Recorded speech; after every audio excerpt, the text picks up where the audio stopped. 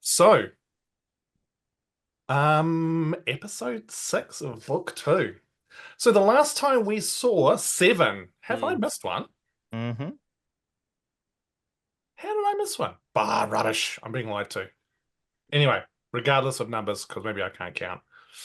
I'm backing up our producer that's shaking her head wildly. It is in fact Yeah. 7. Well, at least that's what the stream Tonight is title 7, says. but are you not talking about 6, which was the last session? Yeah, which is I what am. you're Thank you. recapping? Yes, Kate to the rescue. That's So, what I was assuming was going Yeah. on. Oh, little Yeah. DM's pet. I'm gonna save your ass. Look Wow. after me. Wow, this It's not day. fun. Hey, Hey. Rowan, don't pick on the DM that hard. Yeah, so I Rowan, want you nice, get cool, it. fun things, please. Rowan gets inspiration on all of her dice rolls tonight. Anyway, You said that. I will take that. No. Absolutely. So, the last time we saw our brave adventurers, they were ensuring that the Calamity Club was living up to its name. Six-drink Tiernan launched into an argument with Timmy the Troll over his handling of Blinky, while the rest of the party either tried to calm the situation or escalate it. Management was then called in, with Delgrim demanding to see Drac, the owner of the club, who turned out to be a no-nonsense turtle with little tolerance for the breaking of rules within his establishment. Voices were raised, zones of truth cast, but the ancient turtle seemed more than set on his decision to both have the party leave, as well as provide no information to them about Aloysius. Meanwhile, Tiernan took himself home, staggering through the streets, while Rowan had a brief and calming word with the giant troll, who was just simply doing his job. Finally, the group removed themselves before any more poor choices were made. Before calling it a night, Celis came rushing out of the club and told them that they might still be able to get information on the satyr they were tracking, and possibly the other going-ons in the city, if they went to the Wyldes, a strange tavern that was the home to visiting Fae. Taking a brief break at the Bellows and Grain to pick up Tiernan, the group decided to check out this new place and made their way to River Run, the area of the city in which the Wyldes could be found. And indeed, the tavern was deeply Fae-touched. Bathed in cool twilight, despite it being the middle of the night, was sparsely populated, with only the small fairy Whistle and his satyr assistant Timble, and a table of strange individuals wearing ornate, Fae-styled masks. After chatting with the small fairy, it was suggested they speak to Norallia, an eladrin woman they hadn't noticed in the corner.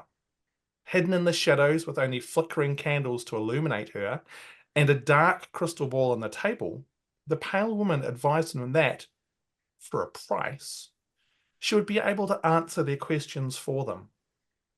Wary of the offer, and the understanding that the Fae rarely play things straight, the party hotly debated what to do, before finally agreeing that all of them would place their hands on the crystal ball and seek answers, both to assist in saving Miera, as well as, well, other things. Upon placing their hands on the crystal ball, they were presented with an image of a twilight grove and long grass, surrounded in ancient trees. But then their minds became sluggish, and with the blink of an eye, they found themselves back at the inn. Except now it was morning. Norallia was gone, and the 3 strange tarot cards were on the table before them. And that is where we will pick up. Now, would you all like the descriptions of the tarot cards again? I think they're just really cool, so I think everyone I think you should deserves do to it, hear yeah. them again. Okay. Do it. So the first one depicted a satyr dressed as a fool, but obviously Aloysius, with fairies dancing around him. He is standing on a dock at twilight, with a black space where in theory the moon should be above them. The party, small and off to one side, is pointing and laughing at him. The second card depicted a circle of people dancing, all wearing elaborate, beautiful masks depicting various fae. In the center is a tall, elegant-looking eladrin with pale white skin and wearing a stunning deep purple tunic and breeches. In one hand, he holds what appears to be the sun, and in the other, the moon. The last card depicted a half circle of robed figures, 12 of them, surrounding a clock which was embedded in the chest of a bird. Blood drips upwards from the clock into a black hole beneath the roots of a massive tree.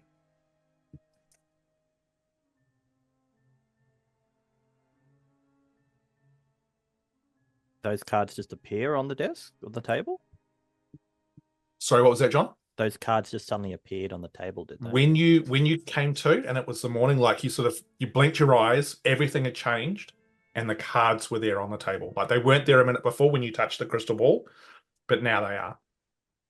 I think your crystal ball's broken. So She's gone. as you say that, you see Timble the satyr walking up with a tray, and on the tray there's a number of glasses, and there is a carafe of clear liquid. She places it down on the table beside all of you, gives you a nice warm smile and says, I would suggest having a nice cool drink. Often after this experience, you need a little bit of refreshment. And she just kind of gives a very small smile, and then backs away and heads back towards the bar unless anybody interjects. But nothing happened. We saw an image and that was it. Did anyone else see anything? Just the small grove place. Yeah, I saw that. It was just so. Was it just a flash? Well, like maybe, I don't know, like looking out a window quickly.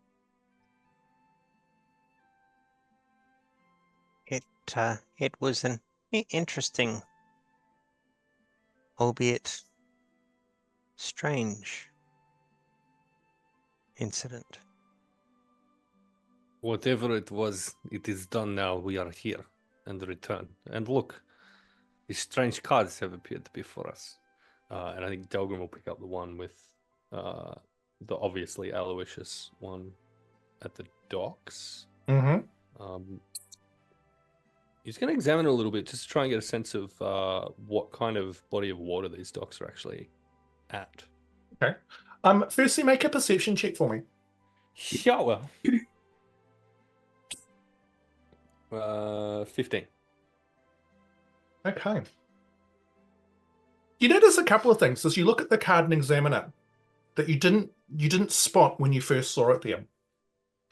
Firstly, you can see the party members very, very small, and when you look, the features basically aren't there. The faces are basically blank, except for mirrors. When you look really closely, you can just barely see what looks like the image of a skull where her face should be. Like you've got to get it right up close to examine it. You also notice that around Aloysius's neck, barely concealed under the fool's costume, appears to be some kind of necklace.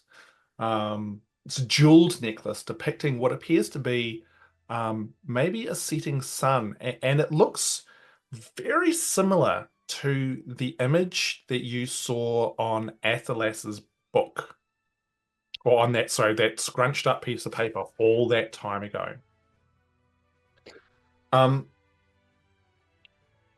When you look at sort of trying to work out like the body of water and stuff, you look at the stars that are on this card and they look familiar, but I do need you to please make a survival roll for me to see if you can identify where they may be in the night sky. Excellent.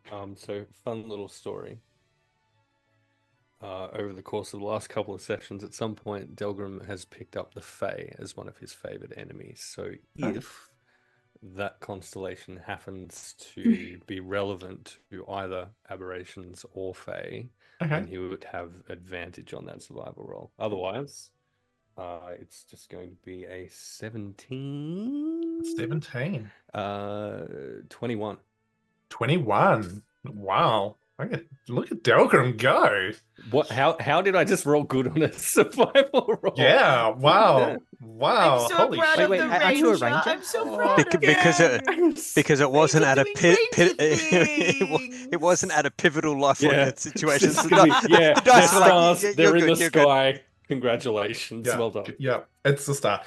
No. So look, with that, you look at the constellations and you look at the positioning of the star, and you remember back to when you first left the gloom wrought and you were making your way across the open countryside. You would have glanced up into the night sky multiple times over the course of your travels there. In fear. Yeah. And you would recognize that where those stars are would indicate that it is somewhere on the east coast of Paldorn. Okay.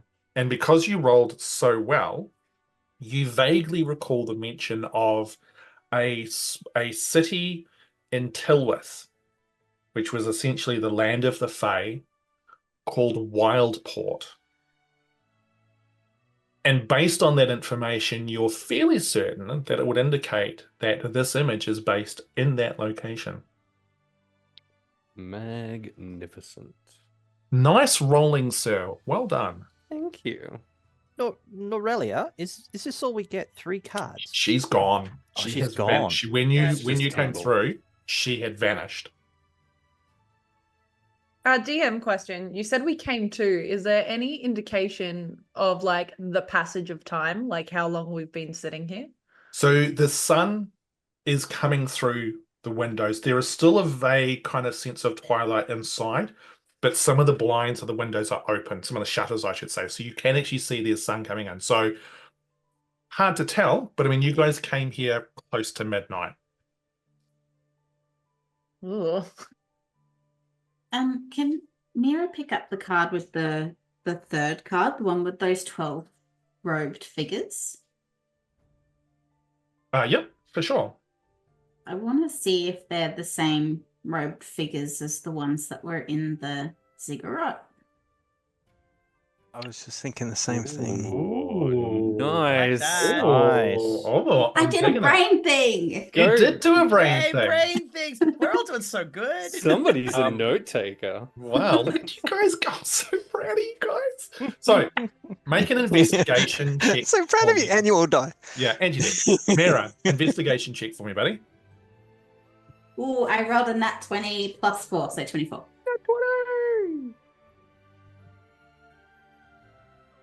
Miera literally setting everything on fire.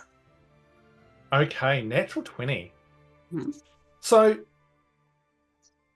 the first thing you notice is that there doesn't appear to be any correlation between these red figures and the figures that you saw on the ziggurat. The ziggurat appeared to be a lot more sort of historical information. The people who were in robes were just sort of, you know, general kind of robes and clothing that people wore in that time and stuff like that.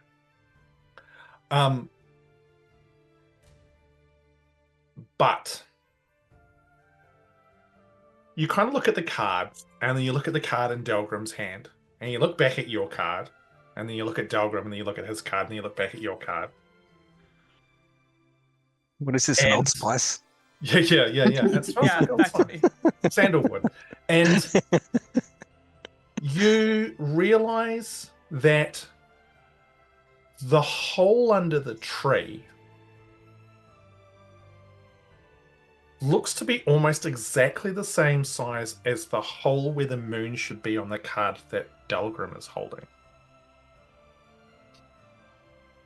You also notice 2 more things with that roll as well, Miera. The second you would have noticed regardless, the bird is a hummingbird and looks remarkably similar to the focus that you hold, except it's actually real. The other thing that you notice as you're kind of looking at the size of the moon, and this is like natural 20s, man, the arms on the clock are actually moving, but the movement is so painfully slow that it's barely perceptible. And they seem to be going in reverse. What time is it on the clock at the moment? On the clock, it is, where's that? 5:36.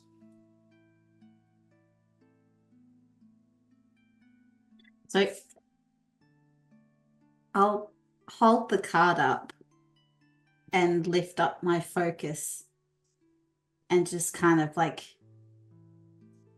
show the group and just like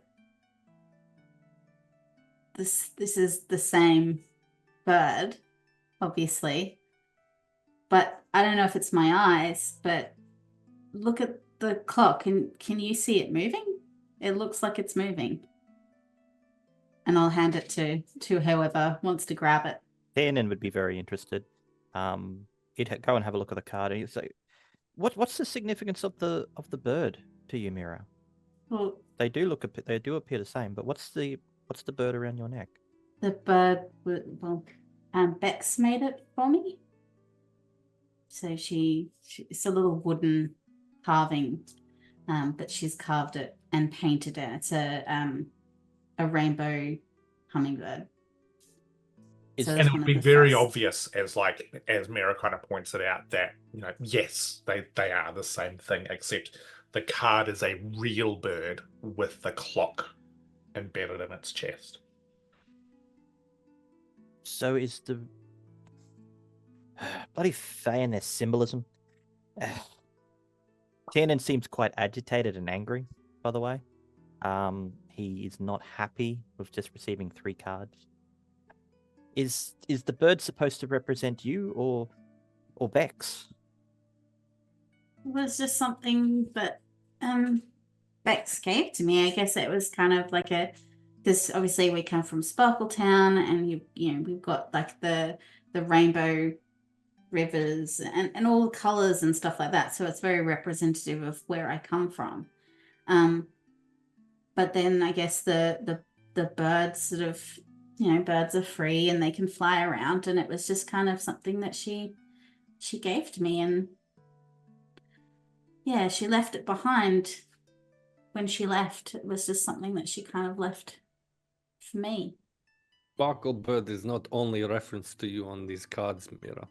And Delgrim will hold up the one that he's been holding. You are only member of our party here with face, and your face is skull on this card.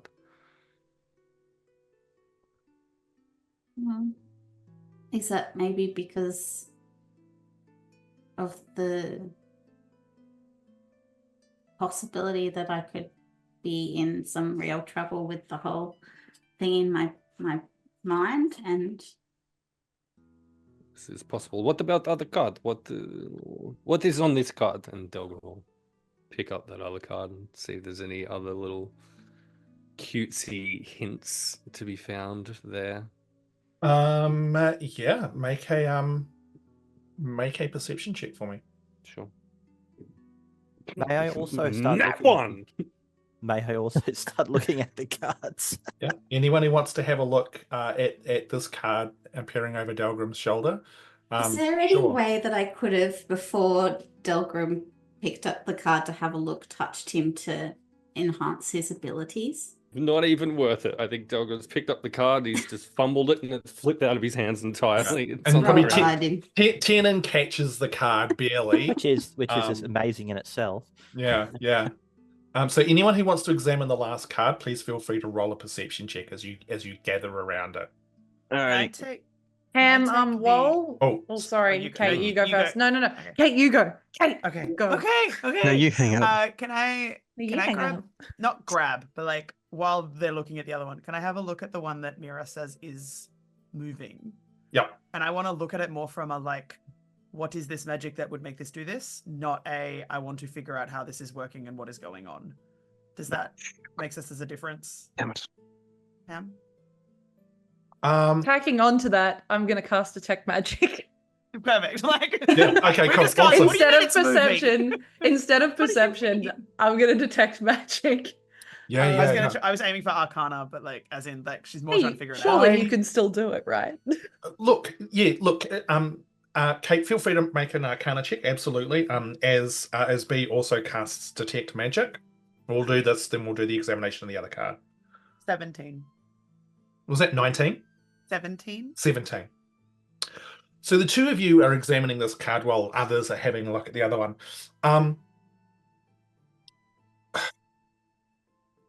17.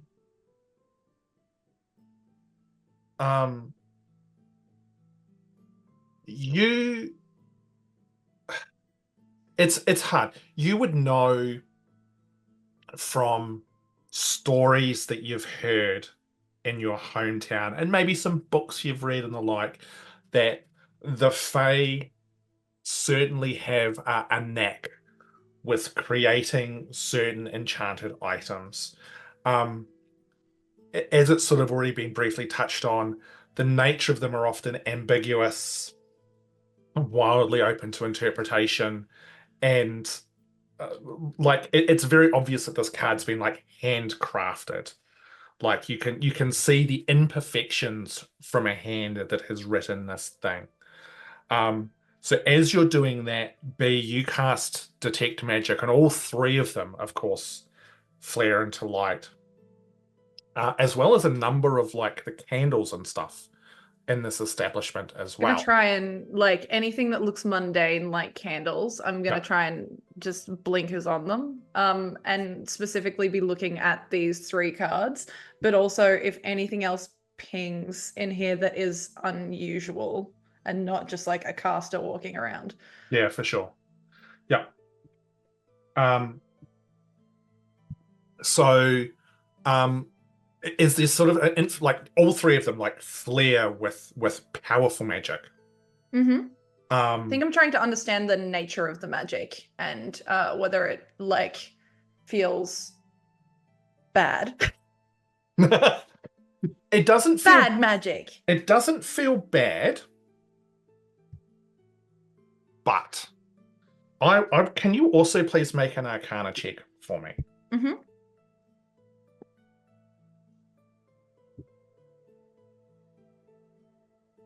26.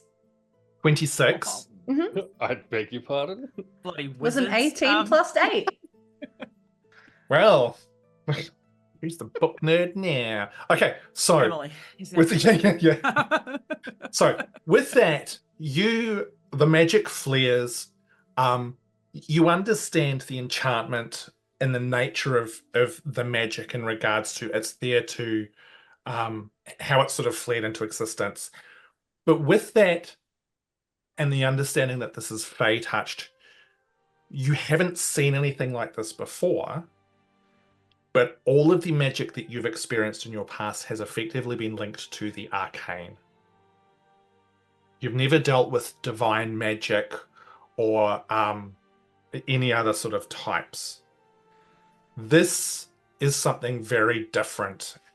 And you would have heard a certain mentor of yours talk about it in the past, about its extraplanar nature. And that the magic from this would very much emanate from the Feywild. And having something like this appear and be of this nature is actually really quite rare. Cool. Good to know. Thank you. Now, Tiernan didn't want to actually look at the cards just from a perception sort of view. He wanted to see if there was any sort of bearing with the cards in relationship with the story that Aloysius originally told about the Solara and the Great Contravention, the one he told at the theatre. Also, if mhm. there's any sort of elements that seem to match. Cool. I roll a history check. If you can't remember stuff from back in that section, that session, and you want a bit of an oomph with that, feel free to make a history check. 16. Sorry? 16. 16.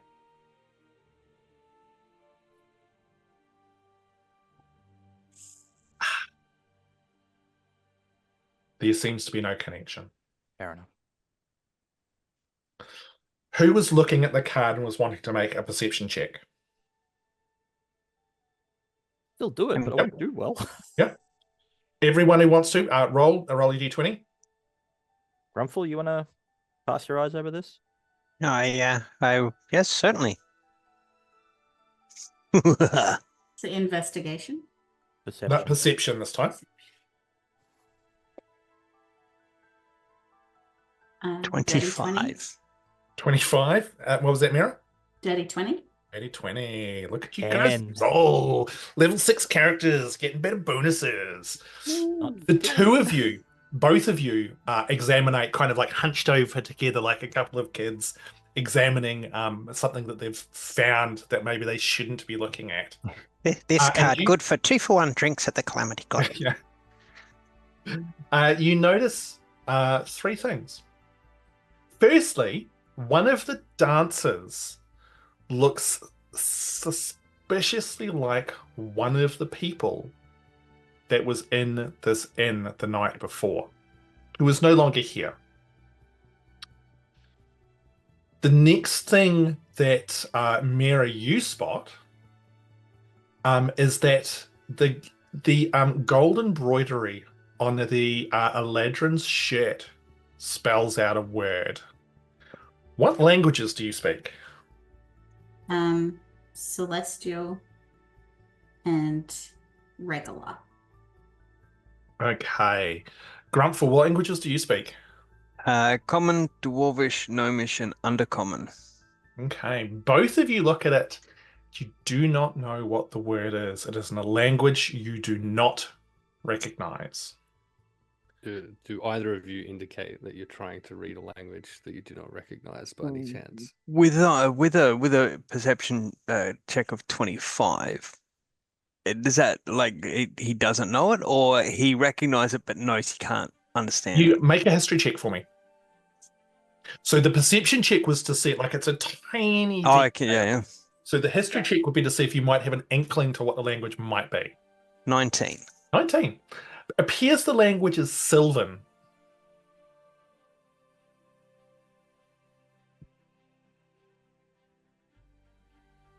Does Grumpfel know that? Yeah. Like Okay. Grumpfel would recognize Yes, that. this is Sylvan, a tongue I recognize but do not speak or read. Sylvan, you say? As it so happens, I happen to be able to speak Sylvan. How Can you convenient. can you speak back its lettering? I will certainly try. You seem to have found some very, very small writing. It's going to take me very close look to do. Delgrim will have a squiz. The word the word is the word wild, spelt Wylde, which also is the name of this tavern, and is also the title of the city that I talked about before. Incredible. It seems we have found a puzzle put together by a small child, pointing us in the direction of Wildport, over near Fayfair Forest. What makes you say that? Every single card has clue indicating something about the wild. This card here sees stars. These are star configuration above Wildport area, above Fayfair. This writing here says wild. Place we are in is called the Wyldes. And the third? Great question. I do not remember, but I'm sure there's something there also. There was a third thing that the two of you noticed. Actually, would have been Grumpfel that would have noticed on the card. So the eladrin who was holding the sun and the moon in each hand. When you look really close, you can see on the sun and the moon that there are actually barely visible faces. The sun, you can see, is smiling cruelly. And the moon appears to be in agony.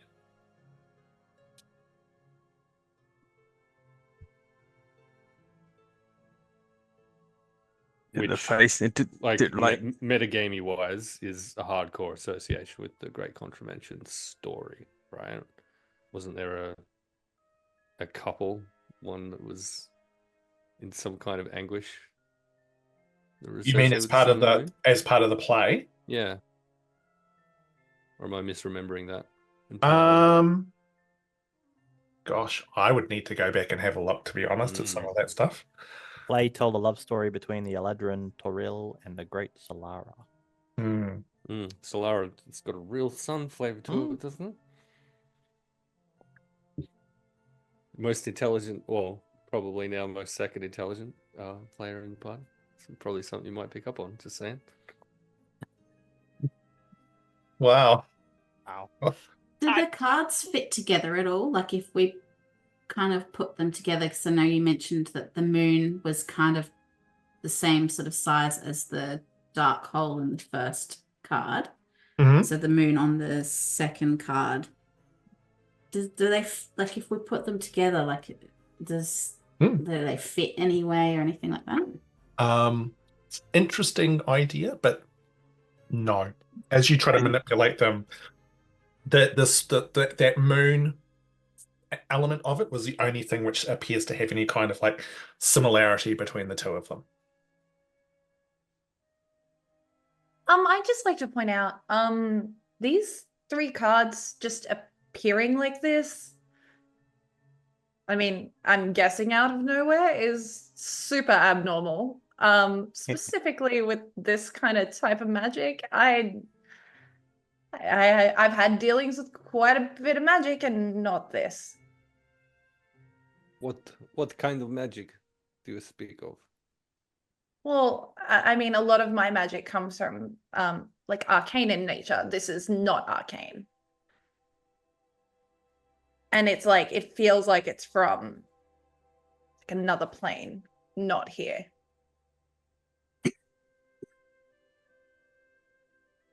I might verbally ask the question I've just sent you, Ham. So, do we have any memory of what?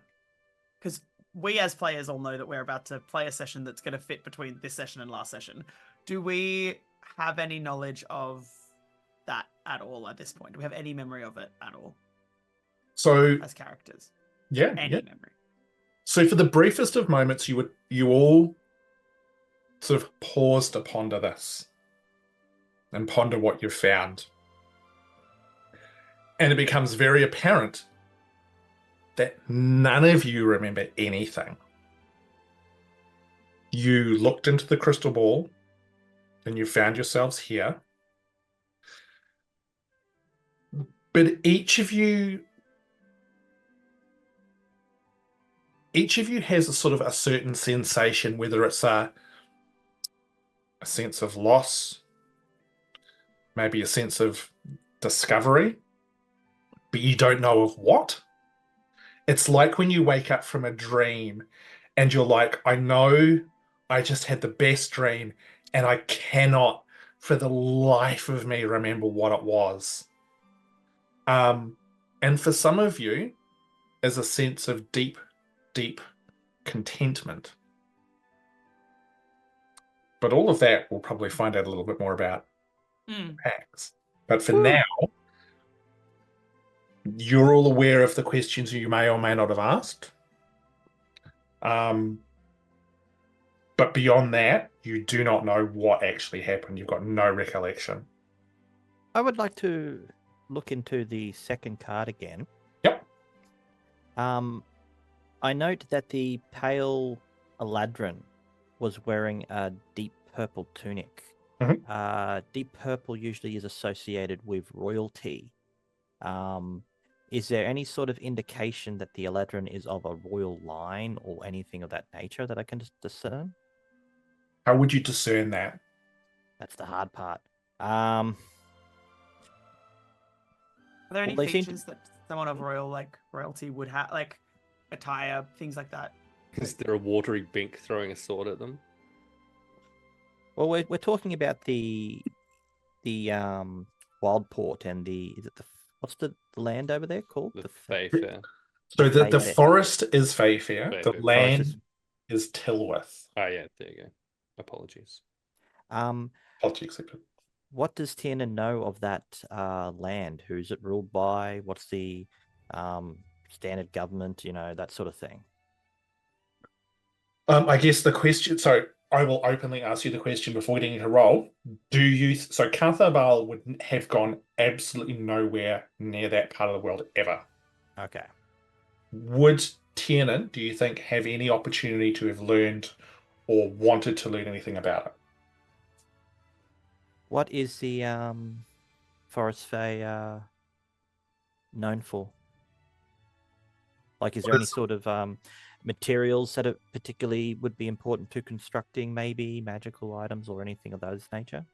Right. Okay. So make a history roll in that respect then. Yeah, because that's the only reason why he would know anything, if potentially something sourced from there that they may have needed. Sure. Make a history roll. Oh, Jesus. Okay. That was worth it. 25. 25. Nice. Excellent.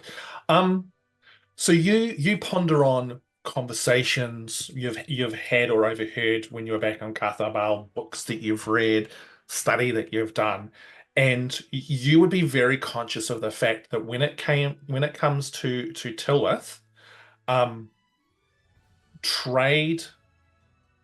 the trade is very limited that comes out of that part of the world. Definitively nothing from a construction point of view, and absolutely 100% nothing of magical nature.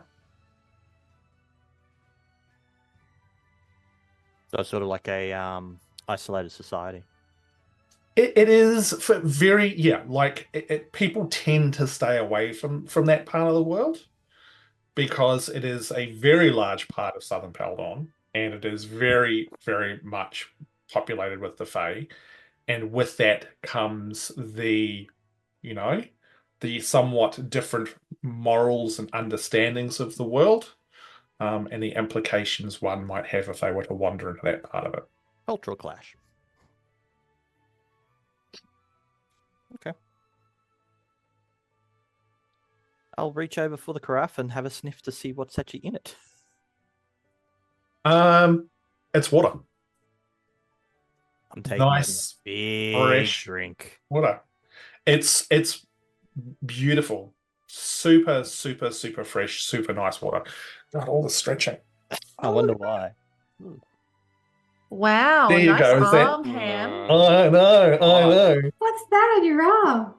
I don't know. It's like this on Oh my gosh. Like Whoa. Ham's got like Wow. 4,000% So sexier aggressive. overnight.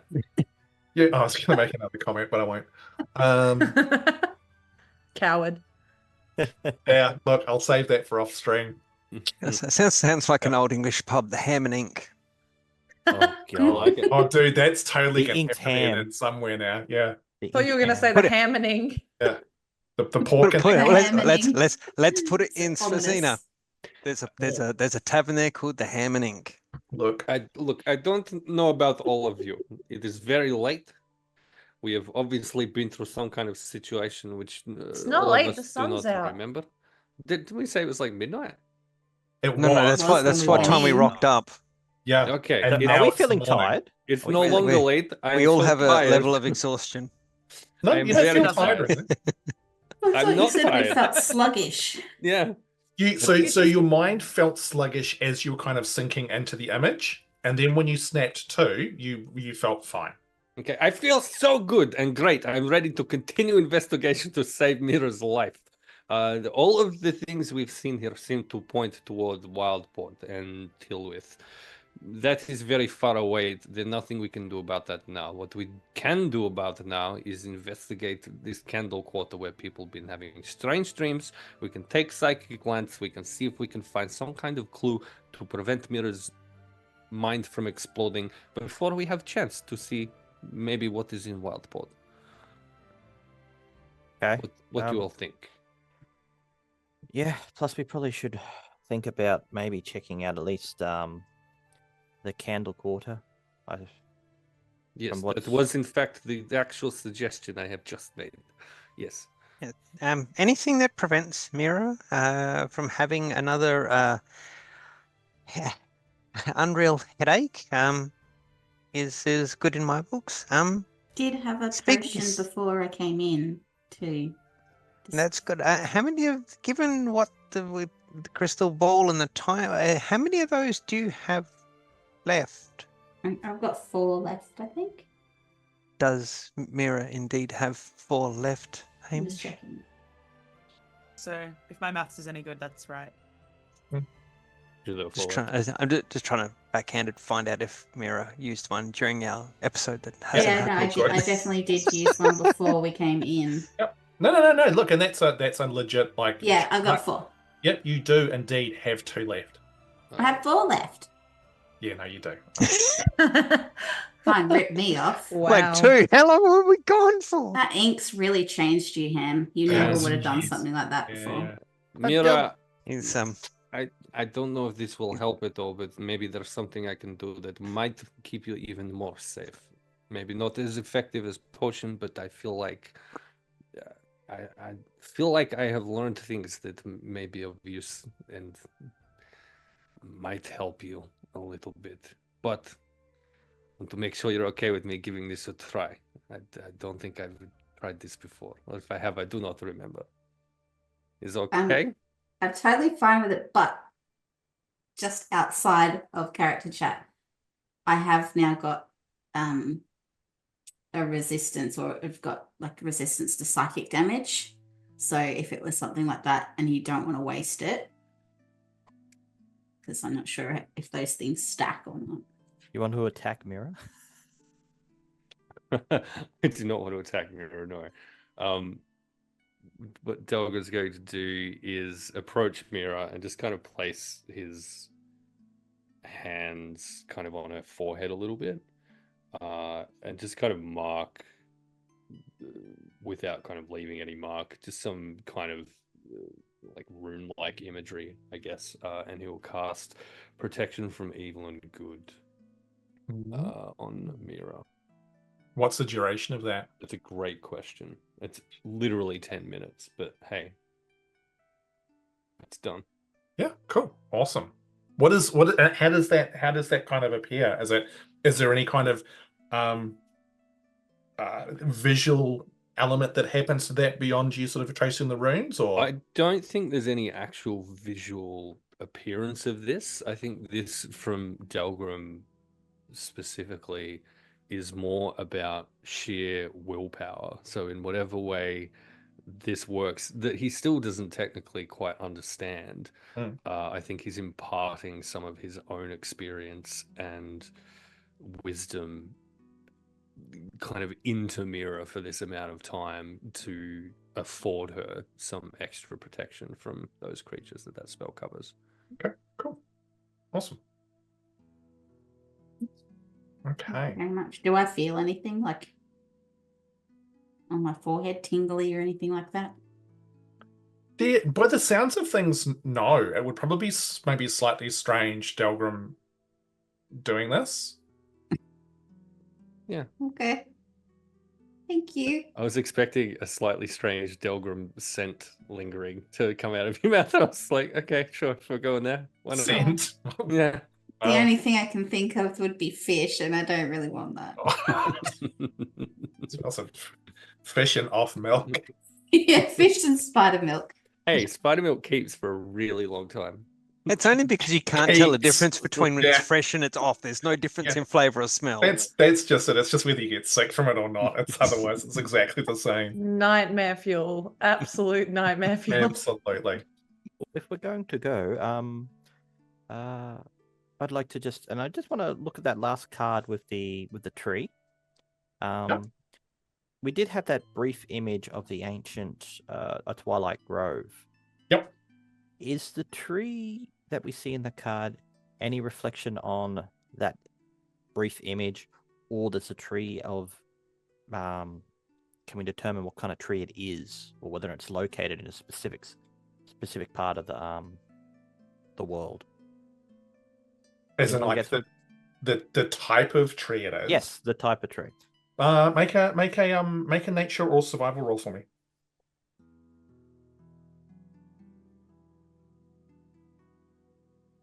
$21. It's your mic always seems to cut out with the first number. 21. 21. Okay. It appears to be an oak tree. In They're fairly regards to typical. your knowledge of oak trees, there's various locations around Paldon where oak trees would be found. All good. Yeah. There's nothing like, it's not like an ancient, some weirdly unique tree. Still, good question. Well, if we are in fact then to explore Candle Quarter, being local from this area, would you be so kind as to join us and perhaps be our guide as we do so? Oh yeah, I can do that. I explore all the time. I know exactly where it is. Excellent. Insight check. Yeah. Way too No, much enthusiasm. I refuse to inside check that. I'm taking it 100% at face value. I won't pass it, so I'm just being silly. Yeah. So as you guys kind of get ready to go, Wisp Whistle flutters over from from behind the bar, and so it comes and sort of hovers in front of all of you and says, did you get what you're after from Norallia? No. No? Oh, that's a bit of a shame. Although, to be fair, it's not entirely unexpected either. Why do you recommended her? I did recommend her because, sometimes people get exactly what they want, but also sometimes people don't actually really know what it is they want till they find out. Sorry, Anne, but question. Yeah. You mentioned from one of the cards that there was the face of someone that had been in the tavern with us. Correct. Are they still in the tavern now? Is it? Nope. So they've gone. Do we know who that was? You know it was a person sitting at the table, like you recognized the image, but that's Oh, okay. So they you never were... talked to them. Okay. I'm sensing some animosity. Sorry to interrupt. I just had to check it wasn't her. Does anyone need to do anything? Otherwise, I can just, I can just start walking in a direction and we'll get there eventually. Oh, you sure you don't want breakfast or anything like that before you head out? I mean, you've been sort of sitting at that table for a number of hours. I mean, thought you might be How a little many bit hungry. exactly? Sorry, what was that? Exactly. How many exactly? Oh, probably it would have been about 6 or 7, I suppose. It's only just coming on dawn now. We were all sitting at the table and didn't move for 6 or 7 hours. That's correct. Yes. Did any of us say anything? Oh, I wasn't paying much attention, to be honest. No. I don't recall any of you saying anything. And she looks over to the satyr and goes, "Hey, Timble, did you hear anything from our little friends here about them saying anything while they were off having their little questioning session with Norallia?" And Timble goes, "No, I don't recall them saying anything at all. Just sitting there quietly, as most people do when they have their interactions with Norallia." So that's not uncommon that no one got up or moved around for seeing Norallia. Wispy says, "Oh no, that's exactly how it works. You go over there, you have your conversation with Norallia, and she does her thing with the crystal ball, and then that's that." Where did she go? Did she hop up and leave already? Oh, to be honest, it's always very hard to tell with her. She's one minute she's there, the next minute she's gone. But she doesn't take her crystal ball with her? Oh no, the crystal ball's not there. And like when you Okay. look, like the crystal ball's not there. Like there's the candles which are on there, but the ball and everything's gone. No, she takes everything with her and goes on her way. Don't really know where that is. Sometimes she's here, sometimes she's not. Sometimes she's here every couple of days. She was not here. I think she went missing. Well, missing's probably not the right word, but one stage there was a year between when she was here and when she came back again. It's just one of those things. She's a free spirit, shall we say. Do we But- get a free breakfast included A since we've been free here for so long? breakfast. Well, look, to be fair, you made the choice, so no. I am a business. I've still got to make some money, but if you'd like breakfast, I'm more than Not happy. even a complimentary continental breakfast.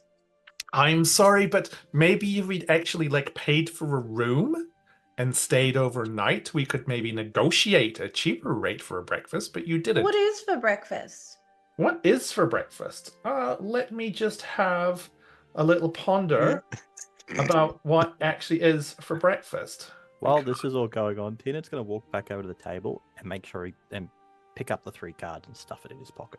Delgrim still has I thought one. people had them in Yeah, their yeah. I was didn't gonna know, say so I was just Yeah. making note of it. Make sure we No. don't I- leave them. Yeah.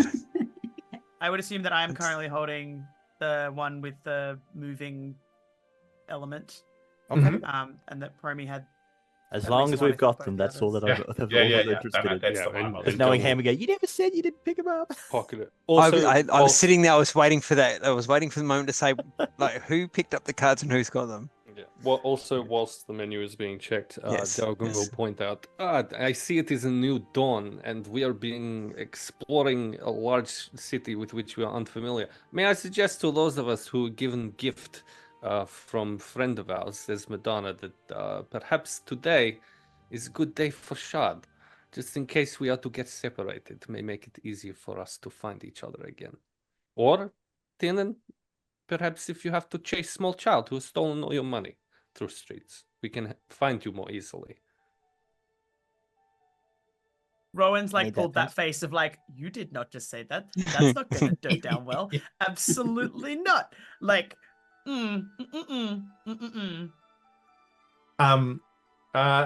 Timble walks up beside you, Tiernan, and puts a hand on your shoulder. And it's very, very gentle. She just kind of traces a finger down your arm slightly and goes, "Oh, you poor man. Robbed by children. Are you okay?" Which arm is she touching? You're right. That's the one Tiernan, Blinky's sitting on. Nope. He just turns to her, glares at it and says, "Don't touch me," and then starts backing off towards the door. Can I do a perception or an insight to see if there was something more than just a finger touching and whether the other hand was wandering to pickpockets? Make a perception check if you're trying to see whether or not, she was trying to do anything unforeseen. What's Blinky doing? Natural 20 plus 7 makes 27. So Blinky's gone. In fact, Tiernan's not even wearing pants anymore. It's really quite strange. No, she wasn't doing anything at all. Okay. Oh no. No. As you kind of Just pull from away- the whole poor you, I'm like, yeah, this is a pickpocket in action. as she pulls away, she looks a little bit sad. Just, poor thing. Obviously, you've been really hurt by people in the past. Look, it's not you. It's me. I don't like you. And Tina's walking out the door. What about breakfast, man? She looks a little bit surprised. This absolutely stunning individual, and she looks at the rest of you, and then just gives a little smile, a little shrug, and she goes, "Well." Turns around and goes over to the tray of drinks that she'd delivered and starts to sort of clean stuff up. What are the rest of you doing as Tiernan has now? Tiernan's that rules literally out just- breakfast. He's just standing outside. He's not walking down the street or anything. Yeah, great. Delgrim will also have begun heading outside, and it's clear to those of you who've spent some time with him at this stage that kind of agitation that's been building in him, it's happening again. He's ready to move. So, There's no breakfast. We'll start heading towards the door as well Cool. then. Me and Miera just exchanging disappointed, hungry looks. Oh. And like Wispy was like, and look, so we've got a really nice fresh vegetable stew that I make. It's nicely spiced. Or if you're wanting something a little bit sweeter, we've got some stewed apples and some oats, and like obviously quite passionate about their food. And then sort of watches as you all sort of start heading for the door, and she goes, "Oh well," they go, "Oh, I suppose it's no breakfast for you. Feel free to come back Do another time." takeaway containers. I'm sorry, but they haven't been Tupperware. invented yet, so. So you got a takeaway container. Miera Just walks put over, it in my picks hands. up the Actually, she says, I do have another option for you, though. And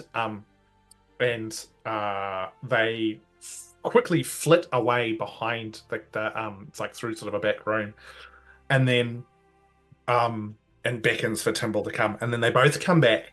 And for anybody who's wanting one, there's these skewers with almost what looks like sort of barbecued vegetables of all sorts of descriptions, and you can see that they've been spiced, and you can smell the aroma. Beautifully spiced, very interesting, probably quite hot. And look, the rest of your friends are going, I'm in a good mood on the house. Thank you. Got some breakfast. Yeah, Rowan what was is still disappointed there, but not looks taking anything from like something eating vaguely skewers. feeling. No, that's I've cool. already started eating it. Cool. Yeah. It's All right. delicious. Anybody else grabbing the breakfast skewers? I will actually offer to purchase one for everyone in the party. She goes, oh look, oh there you go. It'll be like 3 silver pieces for the entire group. And Which I will hand over. produces enough for the entire party as you collect them and start to head out to catch up with the rest of the friends. I'll offer them to everyone as we kind of wander off. As you're going, so Miera, you start eating it. Anybody else? Rowan's definitively not touching it. Anybody else partaking in breakfast this morning? Yeah, Delgrim will eat it on Yeah, the Grumpfel. walk, on the move, I guess, if offered. Yep. Grumpfel will. Tiernan? Tiernan looks at it very suspiciously. I'm not hungry. Meanwhile, his stomach is audibly growling. Delgrim will have just ripped every vegetable off the skewer immediately and have gobbed those down, and we'll just kind of reach up then and grab the one that Tiernan's decided to not take. Yep. I will offer Rowan's declined skewer to Miera then. I would definitely take it. Thank you. Okay. Great. All right. Everyone who's eaten a skewer, can you make a Constitution saving throw for me, please? Are you lying? Wait, for No, real? I'm 100% not lying. Oh. Fucking dare It's you. meat on a stick from the Fae, my guy. Hey, Vegetables. Vegetables. Vegetables. Let's be Vegetables. fair, it's vegetables. Vegetables, Ew. fine, like. And we're outside the Sorry. building, which Yep. I feel like should give us something. Yep, it gives We're you gonna hurl on the sidewalk. it gives you less access to the toilet. But anyway, Oh, Do they have to do God. it twice if they ate more than one helping? 17. 17. Miera, 24. 24. B, 16. 16. Grumpfel. Also 16. Cool. Awesome. Wow. It is incredibly nice. The thing that you do notice, though, is that you chow down on it, and a minute or two after finishing eating it, you get that slight sort of flush as if you've just done 2 or 3 shots.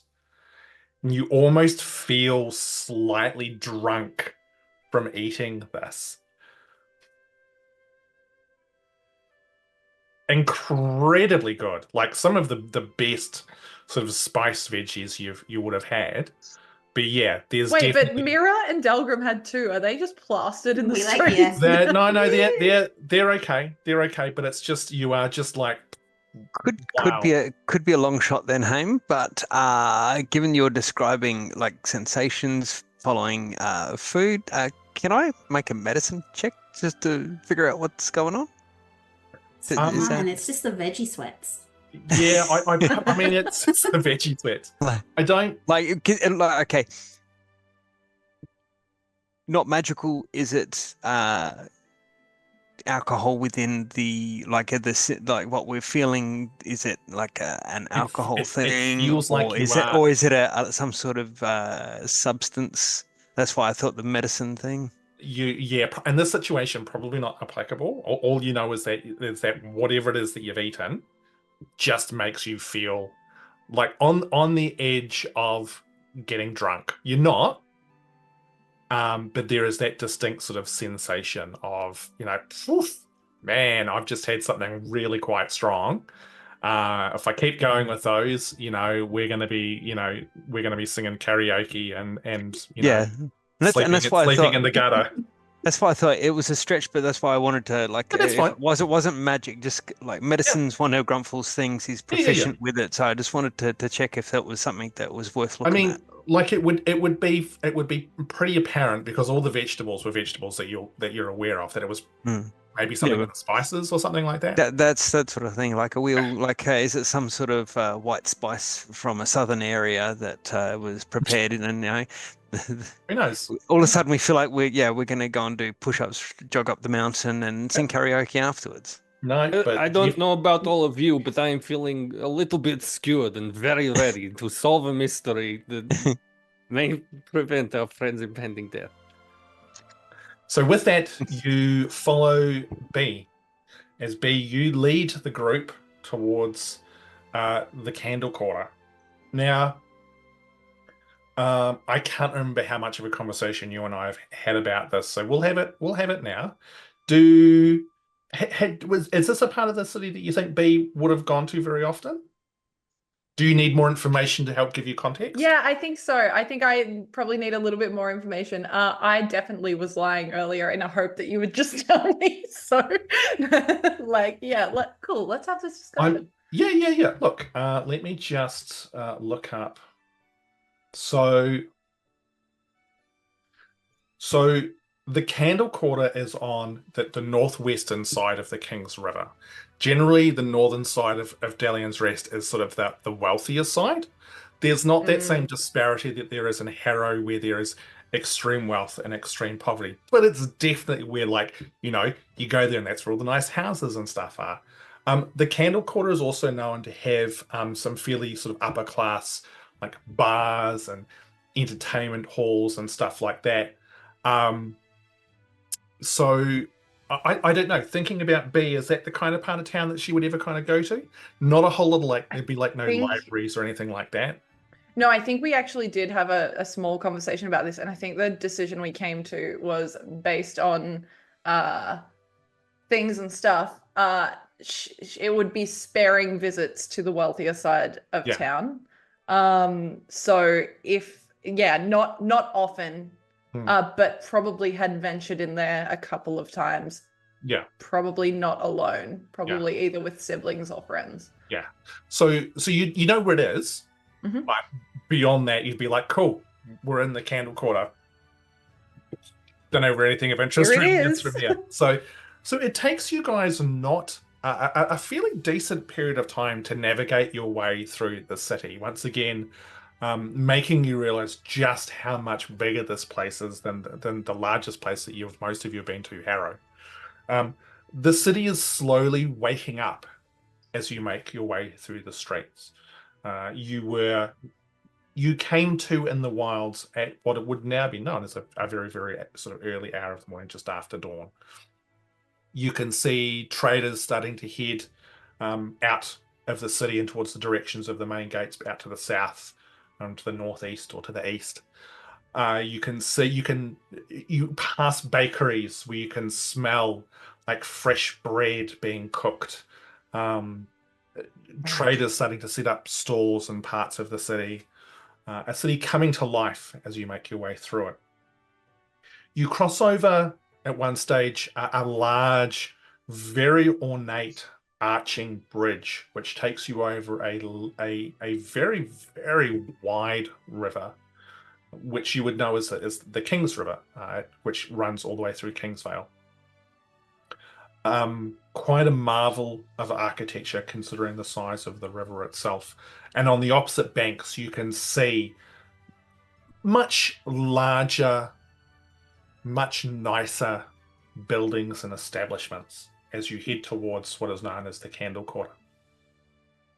As you get closer, you begin to see that there are a number of almost like streetlights which you hadn't seen so much in the other parts of the city that you've been through already. I wasn't sure if you were putting your hand up then to ask something, Pro, or if you're just propping up your hat. Pointing at one of the lights. Yeah. But there is a lot more of these almost like lampposts with very ornate little candelabras inside covered, which would indicate, this is probably how a large chunk of this part of the city got its name. You can imagine at night, this section of the city would be exceptionally well lit, as opposed to other areas where there's less of this kind of lighting about. But you find yourself sort of a block or two into the Candle Quarter. Standing amongst the streets, you can see people moving around you. Obviously slightly more wealthy than the people across the river, dressed in slightly better finery. But again, not the same decadence that you saw in Harrow. People aren't like, dripping in jewelry and traveling in, sort of pretentious carriages or anything like that. Miera, you want to wave your lance around a little bit? Yes. Oh. What does the think stick say? Just wave it around and see if I can pick up any emanations. Make a roll a d20 and add your spell attack modifier to it.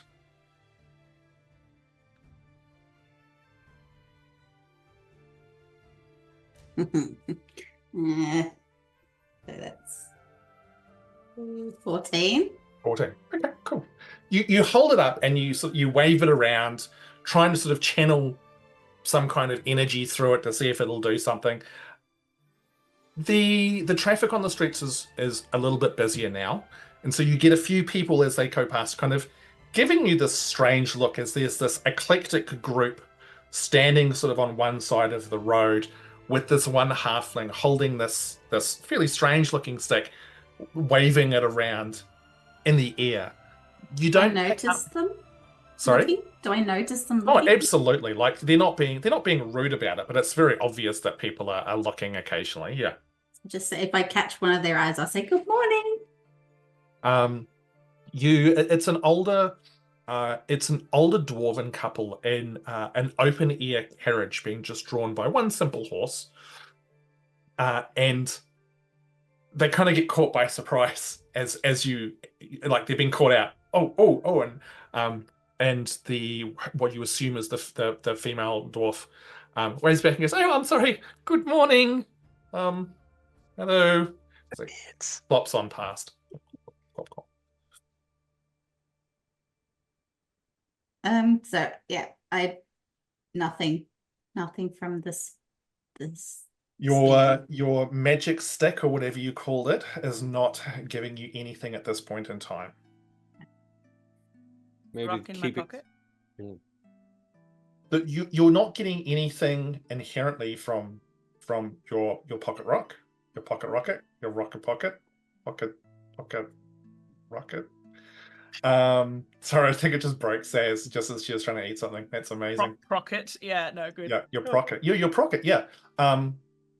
Nothing inherently. Are you like putting your hand in to see if like are you trying to was that a yes? I think she's done the thing that she sort of is want to do, which is to, as they're walking along, put her hand in her pocket and toy with it like a fidget, if anything.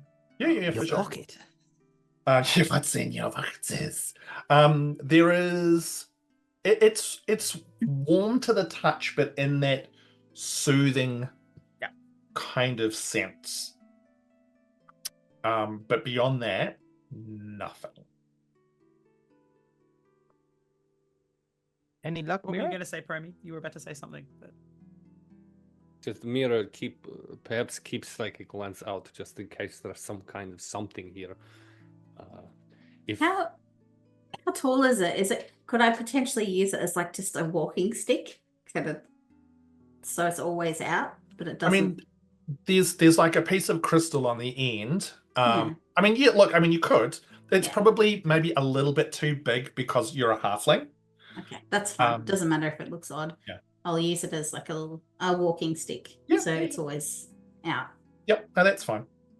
And to answer your question, Tiernan, no, I didn't pick up anything yet, but I don't know if this thing's faulty because it hasn't really done too much since. Maybe it's got a very low range. B, is there any places where people would gather in the Candle Quarter, like a fancy coffee house, or coffee sounds good at the moment. So It breakfast does would be really indeed. nice. I mean, there would absolutely certainly be one. I'm gonna be honest, I don't really spend too much time this side of town. Make a history roll for me, B. Yeah, sure. Let's do that. Roll some I'm- dice. I'm just thinking. of- Hey, that was good. That's a 21.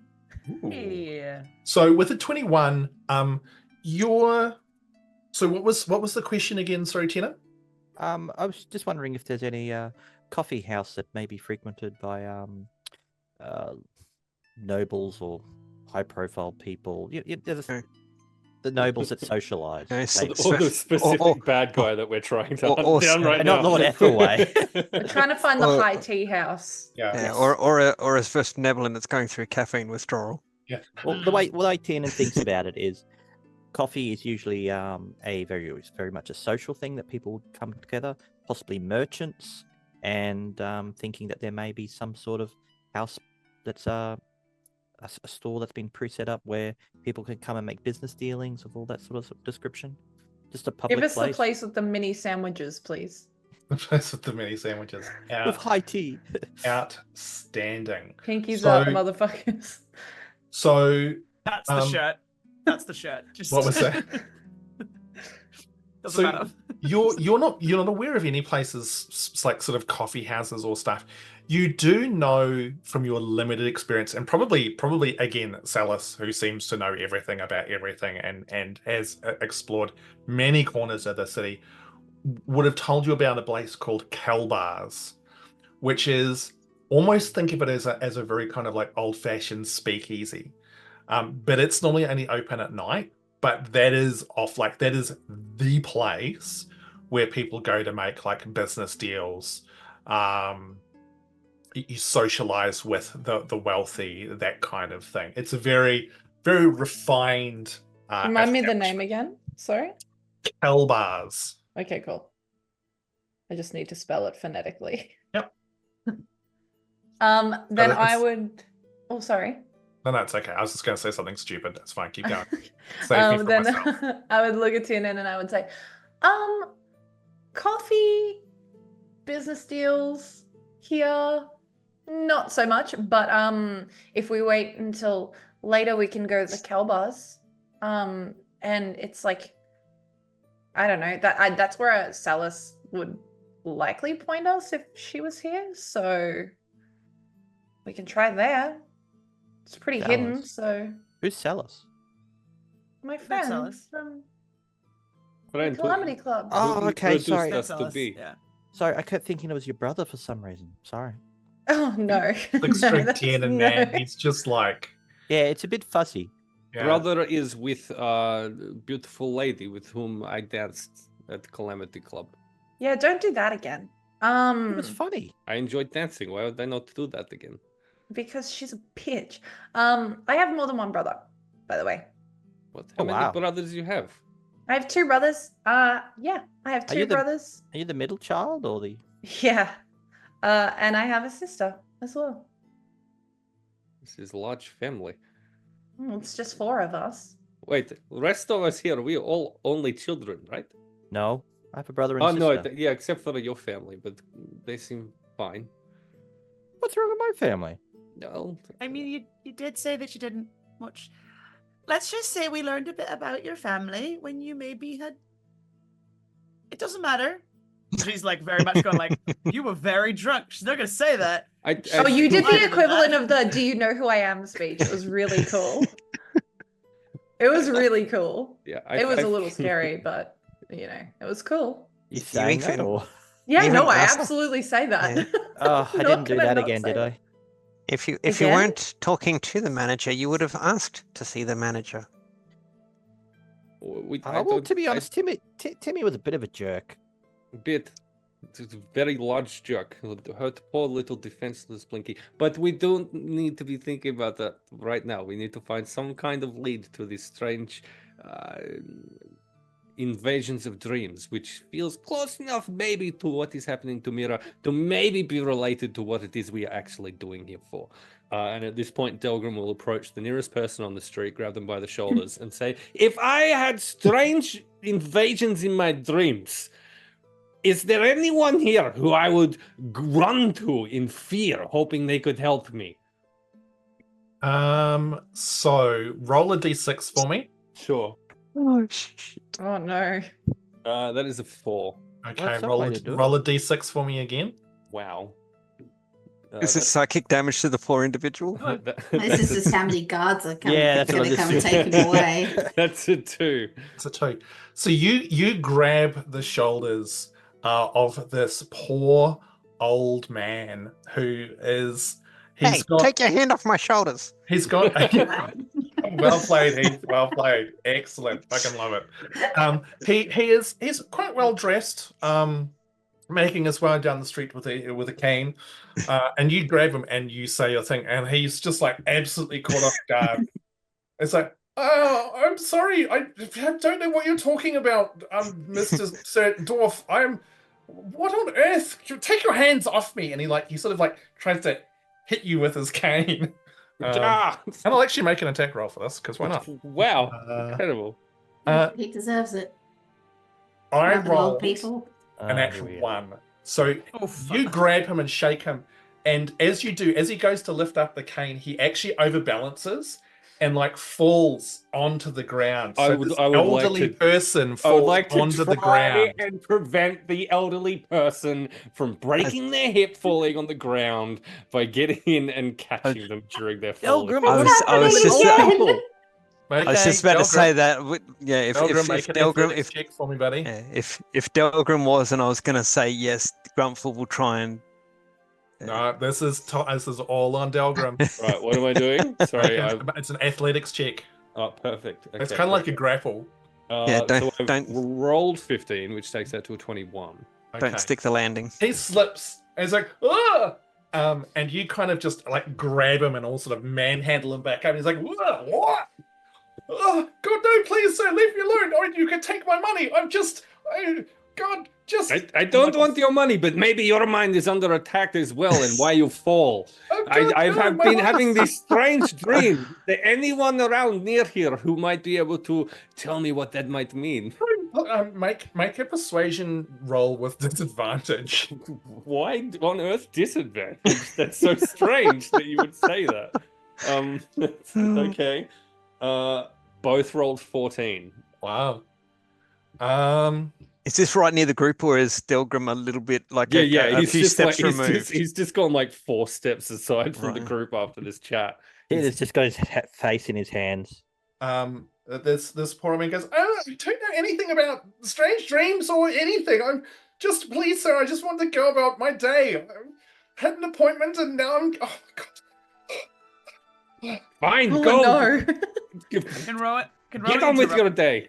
Yeah, just gonna go over and try and intercede with the let him go, my dude. So you watch as Delgrim sorts of let him go, and you come over and he kind of pegs you. How are you rushing over? Are you walking? It's How- very it's I mean she's a halfling, so she's small. So Yeah. rush is relative, but it's the okay, we're done.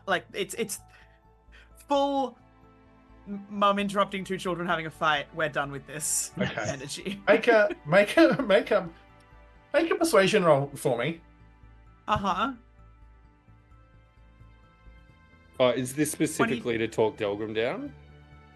No, this is so basically the way I see this playing out is that you've kind of gone to let him go, and then Rowan's kind of Gotcha. heading over. So this is his perception of your Yes. approach, Rowan. Right. 23. 23. So if you had have rolled small, it would have been he would have turned and seen this person rushing towards him when he'd be like, but instead he's just like, "Oh my God, dear, this strange dwarf has assaulted me. I'm sorry. He's just trying to. We're trying to find a place that we were told was here, and he's a little Enthusiastic. Overtired. We all went. He had a late night. He's not good with people at the best of times, and I'm sorry that you were the person he. Like, she's very much in the damage control. You can see he's starting to come down. He's like, where's my cane? Here. Hey, Here. thank you, miss. I must be on my way. And he turns and just immediately starts just bolting as much as he can bolt. B, can you just point out where Keld's bar is? Maybe we can just walk over there, even if they are shut, to see if the psychic. I haven't been there myself. You know where it is? I've just heard about it. Because I think we would need to know move where like it now. is? based on the Based on my 21. So hold on. We've got a few different conversations. So, firstly, B, make a history roll to see if you know where it is. But Kate, because you were trying to interact with the dude as he was walking away, what were you trying to do? Literally, because Tiernan's just asked about Keldspar, literally just wanting to be like, I'm really sorry, but can I just need directions. He look, you rolled pretty well in the persuasion. He's just like, oh god, yes, what do you want to know? Keldspar, that's it. That's all. Kelbars. Yes. B, what did you roll? A 14. 14. Okay. He goes, look, if you go down, and he gives you some rough directions, which B, you can hear at the same time. I'm not sure if my internet's just died or not. No, it's still going. We can still see you. Yeah, no, the camera's frozen. My computer's just doing some weird stuff at the moment. Oh god, it's absolutely just done some weird stuff. That's terrible. Sorry, be with me for a Hey, second. don't talk about yourself that way. That's horrible. You're a sweet, sweet man, Ham. Oh, shucks. So, he starts giving directions, That's which honeyed ham. sounds very familiar to you, B, in regards to, like, Celis has probably told you, it's roughly this part of the city. So between the two things, yes, you absolutely get an indication of where this place is. I think I know where it is. Let's go. I'll lead the way, and I'm just gonna start walking the way that it is. Hey, did you have something else in there? I did. It was just literally a thank you and sorry. It's like, that's certainly fine. Sure. Off. Yeah, cool. So you guys make your way through the Candle Quarter until you find yourselves outside what looks to be a fairly plain looking establishment with just a single red door. Try There's your no psychic range signs. now, Miera. Sorry, what did you say, John? Try waving your what do you get? Any different readings closer to here? I'm just thinking I've got it out, so I'm using it like a walking stick now. So. Vroom, vroom. Anything. Make another roll for me. Alright. I'm gonna hold it above me. I'll do it slower this time, just in case swizzling it quickly isn't effective. Swizzling it quickly. Yeah. Okay. So what was it? Just roll a d20? Plus your spell attack modifier. Okay. What's my spell attack? 24? 24. Yeah. You for the briefest of moments, you get the slightest kind of sensation runs through it that you haven't felt before. It's kind of hard to tell if it's doing what it's meant to do, but it's doing something, and you kind of get the inkling of something maybe towards the north from where you are, but it's really weird.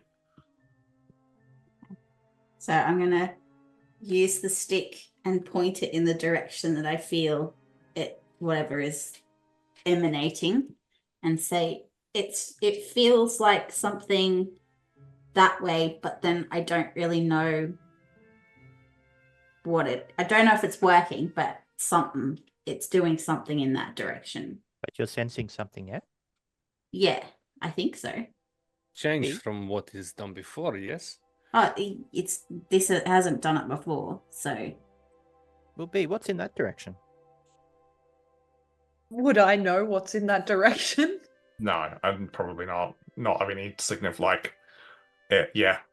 I hate to be that person, but I don't really come here that often. It's not my part of town. I'm sorry. I don't know. No, that's all right. It's a big town, and we can't expect you to know every location. I also just haven't lived here my whole life, so Oh, you're visiting? no, I live here, just not my entire life. That's a story for another time. We've got to take care of Miera's head. And we have first clue, and may take us to missing party from Norallia. What's to the north? What do we see to the north? let's walk that way and see what we can find. Yes. So when Right you there. when you look to the north, Tiernan, you see buildings and streets and people and a city that expands outwards. Are you looking for something like specific, or like are you looking for like a landmark? Is it like No, what? I know we're in the rich quarter, yes. Yep. And in typical rich fashion, they like to keep up with the Joneses, so building bigger houses than the neighbors and that sort of thing. What's the largest building in that direction? Out of curiosity, is there any building bigger than the rest? building? Make a perception check. I don't do well with perception checks. Is there a directory, like a one of those ones you get at the shops? Tells Okay. you who lives where. No, not that. That's not kind of the sort of thing they have in this sort of world as such. The good news is it's not a natural one. It was a 2. It's a dirty one. It's a dirty one. Okay, cool. Excellent. Look, dude, there's buildings of all sorts of different sizes. Like, some of them could be houses, some of them could be, like, establishments. Lead the way, Miera. Yeah, I think given we have some kind of response from the psychic lance now, I think at this point Delgrim will offer to try and assist Miera in some capacity with using it. He has no idea how the thing works. He has no idea exactly what it's doing, but I guess he'll throw all of his low to moderate psychic ability, I guess, into this thing, just trying to channel his own frustration and sense of urgency about tracking what it is that they're looking for in this place into the lance itself. So are Gotta you... be touching it at the same So- time. Uh-oh. Uh-oh. Oh, Oh. wait. We've lost a Heath. Yeah, Heath's vanished. Ba-boom. Heath's down. He's down. Grumpfel. Given timing. Oh we no, wanna- I'm Heath now. Oh no. given Coffee. timing, we want to use Do this the as an voice. opportunity to take a Did- break while we get Heath back. I was going to say, look, I was about to lead us into a break anyway. So yeah, look, let's do an emergency handbrake here. Turn in 5 minutes when hopefully Heath is sorted out. Hey, thanks everyone for hanging out with us tonight. We will see you back in like 5 or 10 minutes.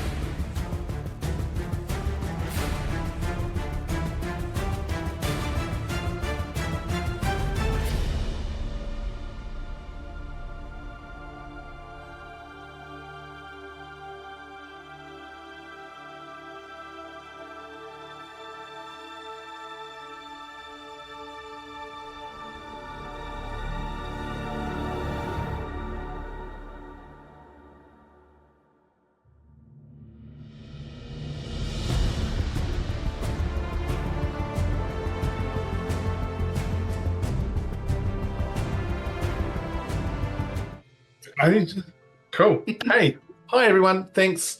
As you can see, we've got Heath back. Yay! Woo. Before we jump back into the game, because I haven't said anything in the chat, thank you for hanging out with us tonight. You've chosen to spend your time with us, and like time is the one thing that we don't get back.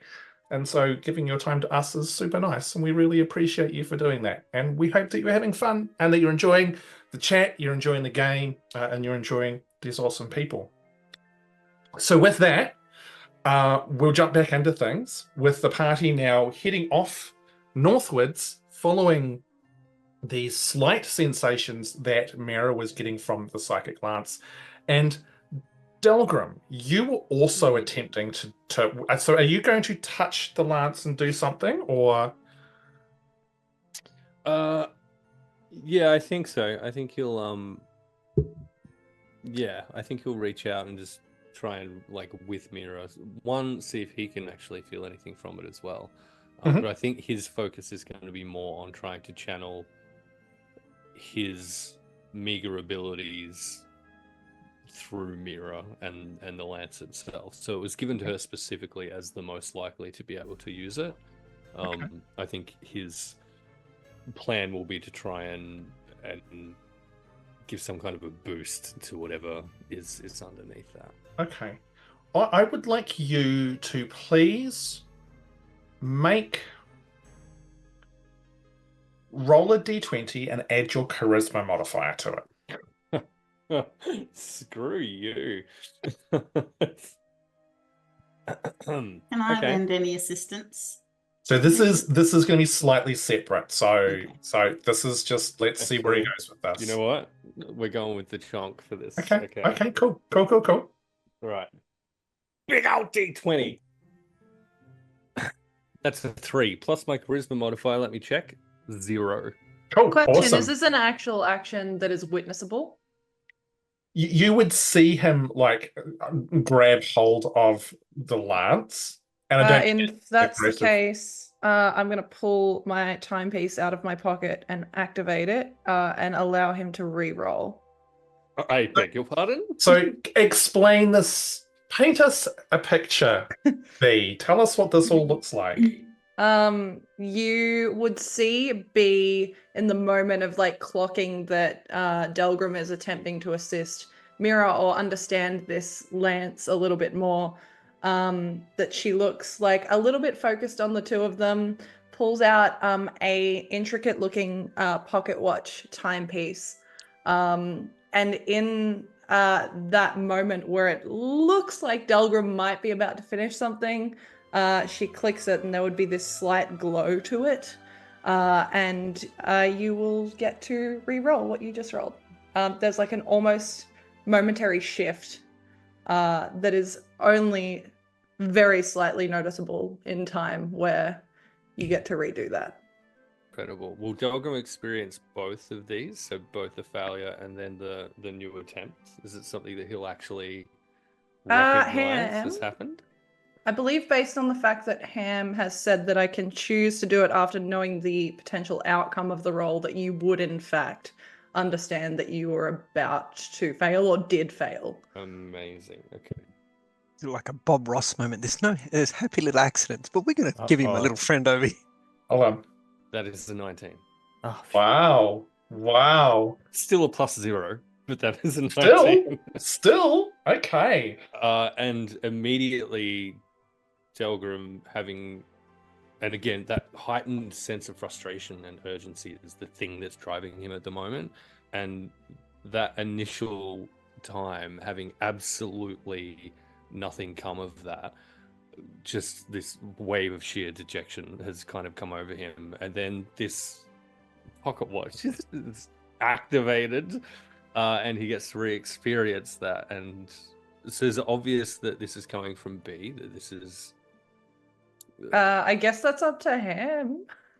How obvious, like, are you being very blatant about this, B? Like, I think this is for this specific one, it's very reactionary. So there probably wouldn't be time for me to try and make it like, I'm not gonna like hold it up to the sky and be like, pocket watch activate. Pocket watch activate! But it's very much like a out of the pocket click and then away situation. It's like I don't have time to make it stealthy. okay. Delgrim, what's your passive perception?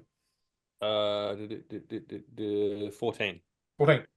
You would notice like you're very focused on the task at hand, but you would notice at the time B suddenly pull out this watch and click it, and then you'd have that sensation of the briefest of moments of time replaying itself, and then you get this slight rush of sort of psychic energy which courses up your arm from the lance. Miera, you would feel it as well. Again, very much sort of pulling you towards the north. Miera, this time it feels stronger. Delgrim, you've got no context, but you suddenly get the sensation. But definitively, like, you're like, okay, you clock what B has done. Or at least she's done something. And congratulations, B has now done something of value. Oh! For anyone that was in Radiant Shadows, that was dropped at least 3 times by my count. And my jaw hit the floor every single time. Take that hat off, In case because you there's a missed lot it, of shade around here. Now you know. Yeah, no, I did not see. I did not see that. So thanks for the wow.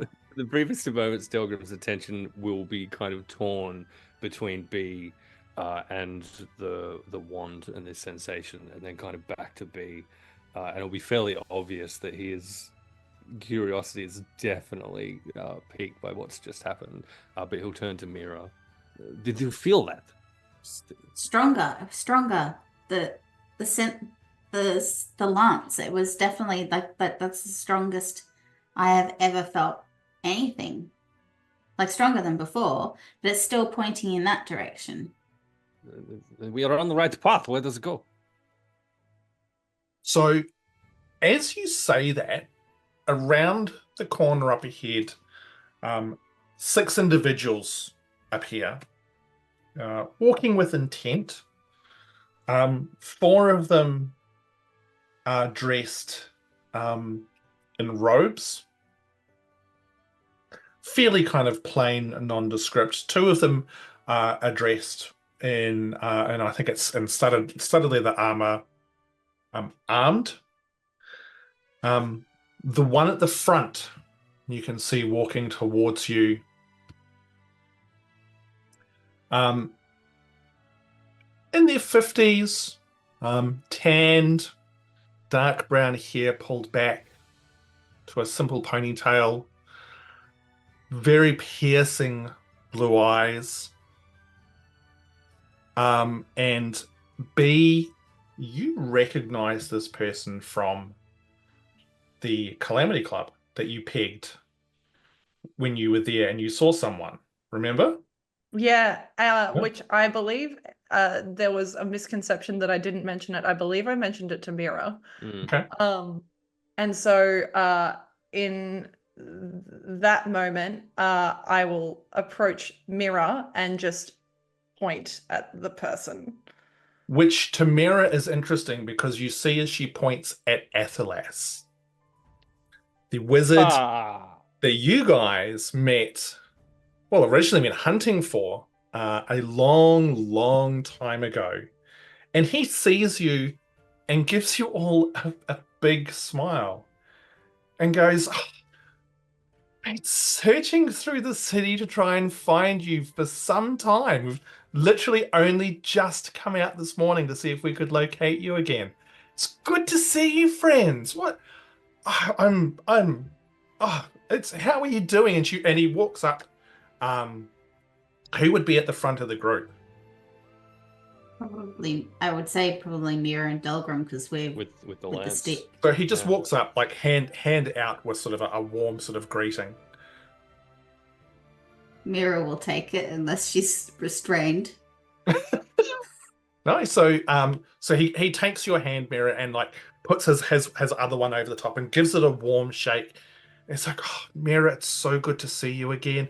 And Delgrim and Tiernan, Rowan, Grumpfel, he kind of looks at you, B, and gives you just a sort of a brief smile, and says, "Oh, it's just, I'm so happy to see you all so well right now.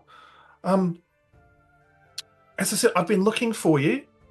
I've actually come to offer you something." And as he's talking, you can see the other 5 individuals who are with him.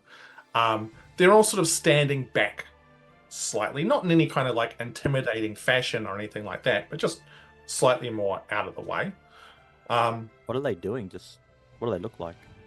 So all of them are basically sort of either human, half-elf, elven, all sort of taller races. Basically, they're just sort of standing watching. But like, how are they dressed? Are they all armed? So no, so as I said before, so 3 of them are wearing robes, and the other 2 are wearing like studded armor. They are armed, got swords, bows, that kind of stuff. So Athelas, you said you just left. I take it you're staying near here?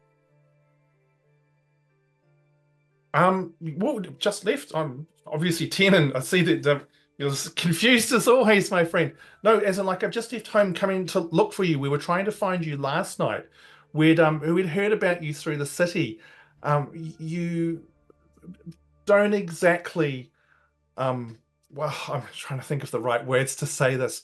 You don't keep a terribly low profile as you make your way around with, you know, the lance that you've got, waving that around, Miera.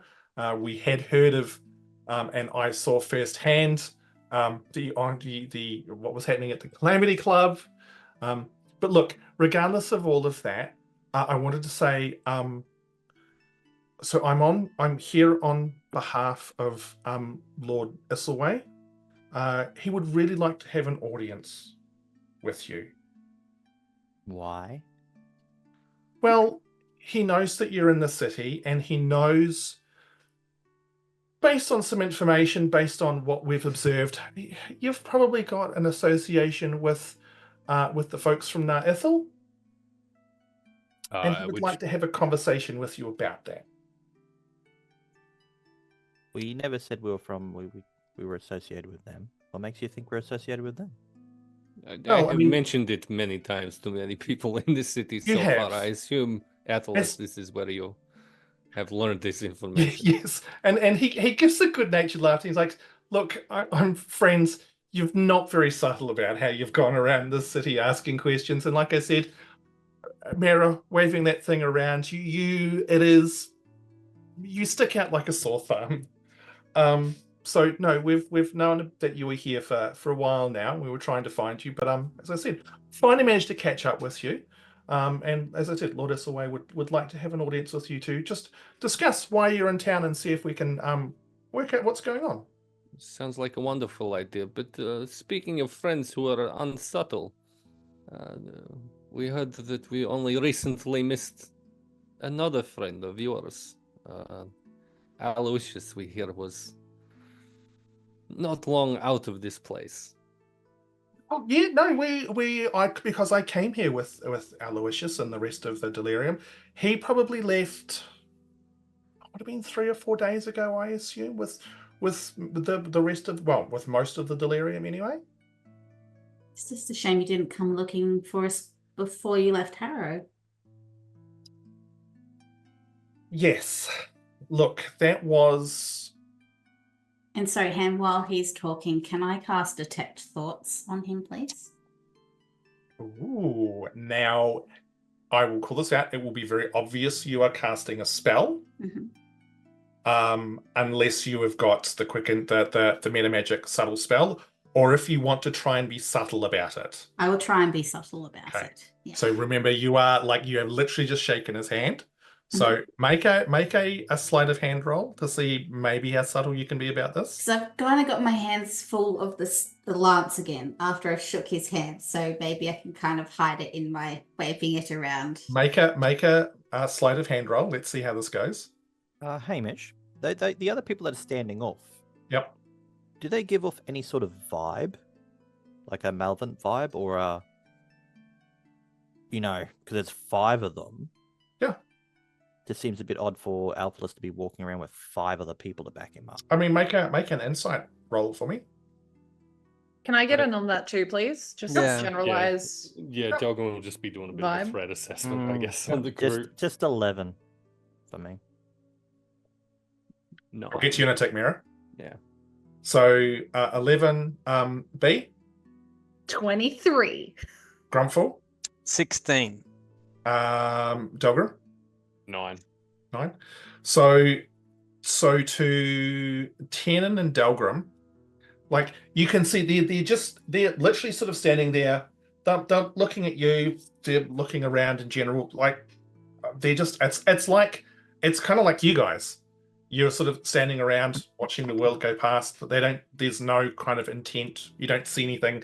There's no like hands rested on hilts or anything of that nature. B and Grumpfel, it's the same thing. You can tell they're paying probably a bit more attention to you guys than there's probably a few more sort of extra sort of like looks out the side of the eyes as they're kind of watching the other bits and pieces. But no, it's like a group of people who's just walked up to another group of people, and just sort of, chilling out, waiting for the conversation to happen. Do any of them look familiar? Oh, no, not to you. Cool. Yep. Miera, what did you roll with your sleight of hand? So I rolled an 18 and I've got +2, so a dirty 20. Okay.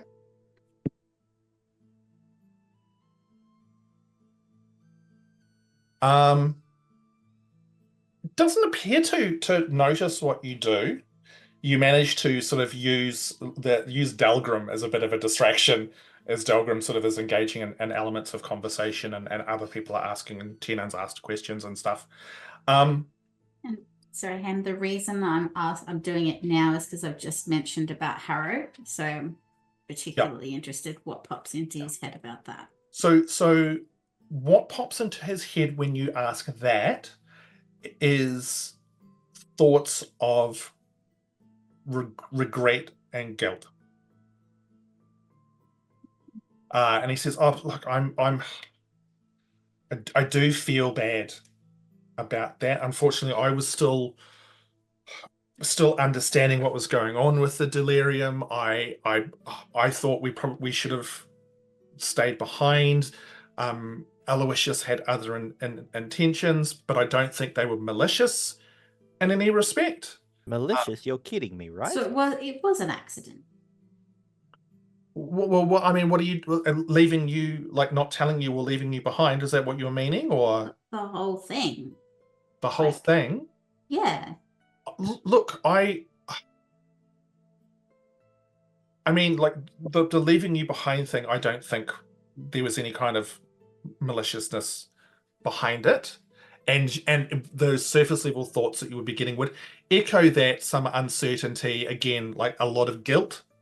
I mean, in regards to what happened there, I mean, my understanding was that it was done with intent. Whether or not it's something that I agree with or not, Aloysius has talked. Look, can we maybe go somewhere else? I'm not standing in the middle of the street having discussions of this nature, or having discussions in general. I would much prefer if we're in the comfort of Lord Isselway's home. I'm more than happy to talk about this. I've got absolutely no qualms or issues with that, but I'd much rather do it, not standing around. I mean, have you even had breakfast? I mean, we can probably even organize breakfast for you. And again, Miera, you're totally skewered. sorry, what was that, Delgrim? I got totally skewered earlier. It was very delicious. Well, I mean that's good. I'm glad, Delgrim. There's some delightful food here. I was like, I mean, coming from Greenfield, where I mean, the fare was pretty simple. Coming all the way here to Delian's Rest, like the different types of food here, the experiences, like this has been remarkable for me. B, can you make a perception check for me? Just because you asked, I will do so. Oh, thanks, buddy. Wow. I'd like to thank Meeples and Dragons for these dice because they're rolling fucking excellent. You better return them because I got crap dice over here. Perception, you say, right? Yep. Okay, great. That's a 23. Cool. I'm gonna send you a message. Ooh. Have you Esmeralda's shard equipped? Have one, does she? Actually, no, No. that's a great question. Can I get a check-in with anyone who followed Delgrim's recommendation about equipping the shard? Rowan was already in shard mode, so that's no Okay. different. And I who forgot. else? I didn't, but I do have sending, and I can send messages when I'm close to people anyway. Can't receive one from me though, so sit down. Okay, so to Rowan then, Delgrim will send a quick little message saying, "This Lord Islway may be a useful person to talk to, Rowan. If nothing else, could help with Miera." Rowan's gonna lock eyes with you across, and there's just like this almost imperceptible nod because there's other conversations going on. She doesn't want to bring that to more of the fore than it already is. Beautiful. That's all. Lass, what is your relationship with Lord Ethelway? Are you in his employment? Employee? Are you indentured? No, not at all. Not at all. I suppose one way of putting it would be that we have common goals. I don't have a problem going to talk to him, but and like she's just sort of like done this tiny little shrug, because the conversation is literally flowing around her like a stream. Yeah. So So Miera, like all the surface thoughts that you're getting here, there's nothing kind of, everything he's saying is at a surface level what he's kind of thinking. Like there's nothing which is like, oh my god, I hope they don't turn around and get stabbed from behind, see the people trying to stab them from behind or anything like that. I'll leave very this to straightforward. him. I think Miera, as soon as Miera felt like the guilt or picked up on the guilt, she would be like, yeah, he's cool. because at least he feels So- bad about it. Like I said, we can organise breakfast.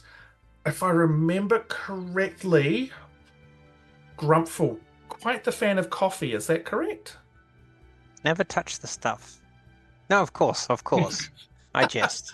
It's, I'm look. I am very, very happy to find that you are all well. And sorry, you've got a new companion here as well. I'm sorry, Miss, we haven't met. And he turns to you and he says, "My name's Athalas Morn. I'm friends with your companions who we met a long time ago. Well, we didn't meet in Greenfield, but I'm from the small town of Greenfield, off in Alma." I think at some point during the conversations, like someone who's like, "Oh, okay, this is like their thing." I'm going to like hands in pockets, kind of slink to the back of the group, and just give like a polite curt nod and just say, "I'm B." To be clear, the "I'm happy to go" was more for B's benefit than anything else, so that there was like an obvious, this guy doesn't necessarily have to be sus. Yep. Cool. And Atlas goes, "It's nice to meet you, B. I looks like you've fallen in with some good company here. Now, if you'd all accompany me, I'll take you to Lord Isaway's house." He turns to one of the other ones, to a woman in a robe, and says, "Jill, can you run and just try and get some of that oh gosh, what's it called? Some of that desert night for me, please. I think Grumpfel here will just really appreciate it." And one of the individuals, a woman in these robes, she's, "Yes, yeah, certainly, Atlas." And she turns and sort of heads off another direction. Has Grumpfel heard of whatever this is? No, it's just yeah. No. He then turns to the rest of them and says, "Look, thank you very much, all. If you can continue going about your day now, I'll take my friends to Lord Isaway's house." And the rest just sort of give a brief sort of, "Cool, thanks very much," and they all just sort of like disperse in different directions to go about whatever they were intending to do. And he goes, "Cool. Look, if you will follow me," and he starts to lead you through the city. Tiernan So wants you'd to have a pull- bit of time here if you wanted to ask him any questions. Tiernan wants to pull Miera to the side and whisper, just go down and whisper in your ear. Was the lance pointing at Arvalus? No, I don't think so. I mean, it was pointing north. And then that's the direction that they suddenly appeared. Did they come from that direction as well? He just said that they came in. Okay. Are we heading north? Yep. Hamish? Well, yeah. When we're heading in the right direction. I Just- don't know if it was Athalas himself. Just It didn't keep get an eye on stronger that or anything when lance. he was close. Sorry? It wasn't any stronger. Well, I didn't feel anything when he was standing like right next to us. When we get closer to before we enter Lord Ethelway's place, just use it again. Just see if it's stronger. Okay. I'll periodically, as we're going, I will keep checking. Just to see if there's any staged increase as we get closer to where we're going. So And Tiernan would actually then move to the front and try to distract Arvalus, so he's not looking at towards Miera. Like asking him, what has he been up to? Like, how long did it take you to get here?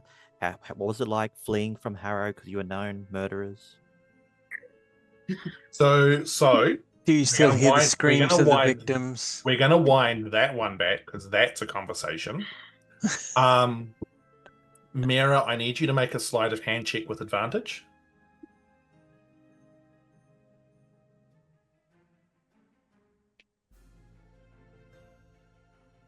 I'm 17. Make your spell attack roll again.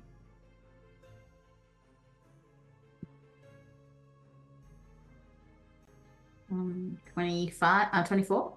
Okay, cool. Nothing appears to happen this time. Not even what it was before. There's Mhm. just nothing. Nothing. Not a sausage. Okay. So Tiernan, what exactly are you saying to Athalas? I'm asking him, what was the journey like to Dalian's Rest? Mhm. What places did you pass through? We sort of passed through and went further east. How has Aloysius and all the crew been? And how does he feel to be associated with murderers? So you're just going to be as blunt As as that? blunt as possible when it comes to It's dropping gonna- the murderers. It's gonna pull a Delgrim. Yeah, How's, He's gonna how's pull a that? Tiernan. He's gonna pull. Like- No, Well, he's yeah, literally true. No, inspired. Yeah, you're yeah, I both was gonna- equally like. Yeah. I've got How the is, social how is credit. how is Aloysius? Where is he right now? So in regards to the first parts of the conversation, he would say, to basically paraphrase, like it was an incredibly eye-opening experience for him. He has spent most of his life in Greenfields living a pretty sort of sedate life. So this was a lot for him to take on board. The Delirium were as nice a bunch of people as he could hope. They all seem to be really supportive and friendly and all of that kind of stuff. Went through a lot of the same places that you guys did when you sort of came back from the mines and then headed north. Did he go for Iron Edge or did he go around? Or like we They did? went around. Okay.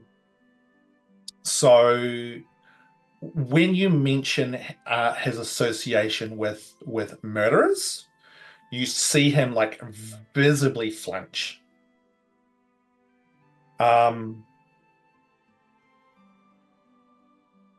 He goes quiet.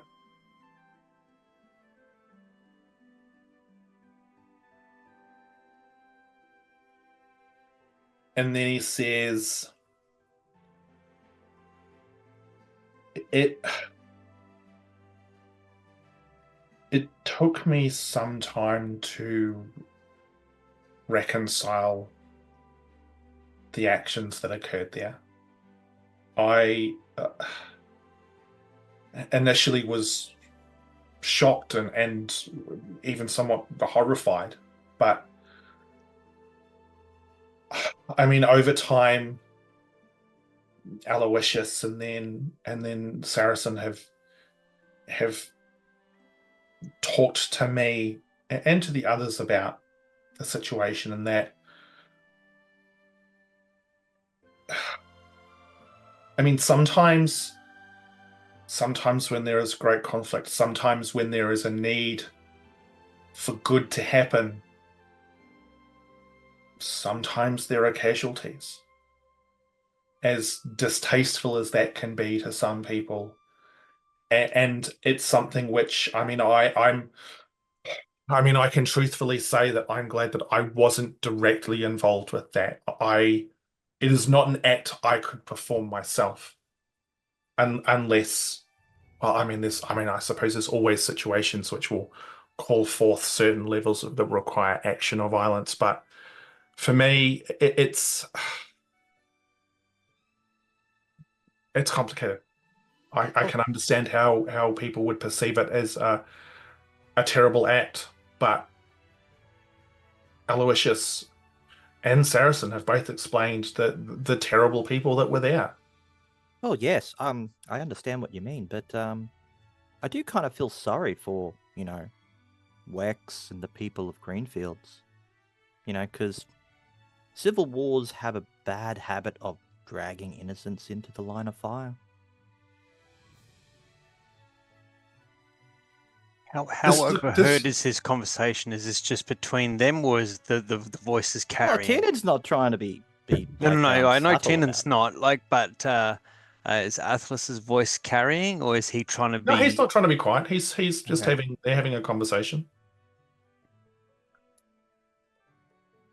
Look, Tiernan, I think I hear what you're saying, but I think when you have a conversation with Lord Esselway, you will hopefully understand things more. And some of these concerns that you have may be entirely alleviated. Oh, I'm not worried about my concerns being alleviated. I'm just wanted to see what sort of person you were and how do you sleep at night. That's all. But that's on you, not me. Well, I mean, I'm not entirely sure what are you trying to imply, Tina? It was rhetorical. Okay. And with that, he continues leading you through the city. It's not a huge trip. Anyone else got anything they wanted to throw into the mix before they guys get to the house? Yeah, I did have a question that Delgrim wanted to ask about Athelis, but instead he's just listened to that conversation, and around the end of that little bit there, we'll just kind of drop back. He doesn't need to ask that question anymore. That was great. But he'll kind of drop back to the back of the party, I presume, where B is still at. Yeah, and just kind of quietly just initiate a little chat with B, giving a very fast rundown on who Athelis is to the party and kind of the encounters that they've had with him. So having Athelis having gone missing in Greenfields, having shown up in Harrow where Aloysius set fire. I think we've discussed the Worm Shadow Theatre fire and Aloysius' part to play in that, and just kind of cover those kind of main points. And then after very quickly running through that, and also that little trick you pull with your special watch is very interesting. Yeah, I learned it a long time ago now. Well, a little time ago. I don't know. Time is curious. It is certainly very helpful in situations where success is preferred. Well, it seemed important. It was, thank you. Also, I'm really sus on this person. For any reason other than being associated with satyr who will set fire to hundreds of nobles in different part of the world? Oh, like just a vibe. Visibly uncomfortable at this point in time. Let me know if the vibe gets better or worse. I am also not biggest fan. Cool. If anything is ever super important, I can't do it many times, but just let me know. I can help. I will. Okay. And then, yeah, just continue the following. So, you find yourselves not long after in front of a medium-sized house. It is much like the other houses here, like there's obviously some money involved, but this is not a pretentious abode. It is comparatively simple, couple of stories. But again, using that comparison to Harrow, where every house had all sorts of strange and disturbing sculptures and gates, and everything was a display of wealth and power. This is a very, very nice but simple abode. Athelis just walks straight up to the front door and opens it and says, just follow me if you wouldn't mind. And just walks straight inside. I want to tap Athelis on the shoulder as he's walking in. Yeah, yes. Were you at the Calamity Club last night? Yes. Did you see what went down? Yes, I did. So you saw the whole Timmy messing around with Blinky? Well, I mean, I saw him grab your little device, and I saw it shoot out some sort of electricity on him. Yeah, I saw that. So you didn't see him throw him and break him across the room? Oh, I mean, there was a lot going on. I must admit, I didn't catch all of it. Okay, well, he sort of broke Blinky pretty bad. Like, Oh, just want to let you know, he's not fully fixed. okay. So if he suddenly changes his shape or something, or makes a little buzzing noise, it's perfectly normal. I'm just working out the kinks. It's perfectly safe. Soon. I mean, look, thank you for letting me know. I really hope that you can get him fixed. He seems to be like obviously very important to you. So, Oh yeah. He's part of the family. well, look, I'm very sorry to hear that that's the way it played out. Like I said, if there's anything I can do, or I mean, feel free to ask Saracen as well. He might be able to provide resources from within the city to be able to help with any repairs that you Do you require. know how to fight trolls? Do I know how to fight trolls? I mean, I've never fought a troll before.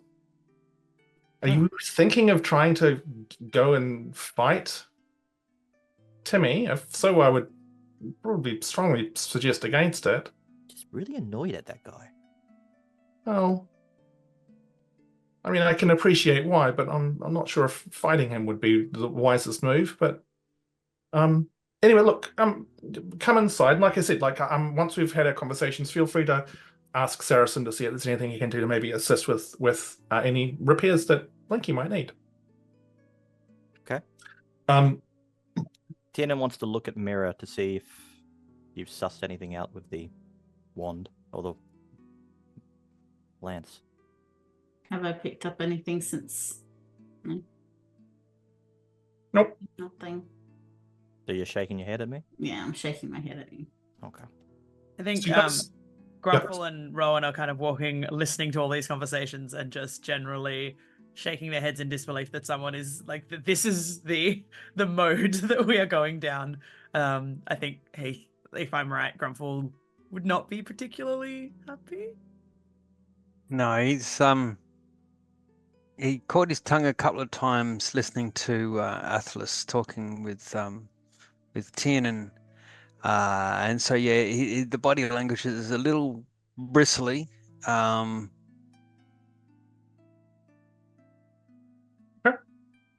You'd get the impression though that if you've been around Tiernan a fair way now. Oh, it's not anger at Tiernan. Okay. Okay. So you, unless anyone is not going to go inside, you all head inside the large house.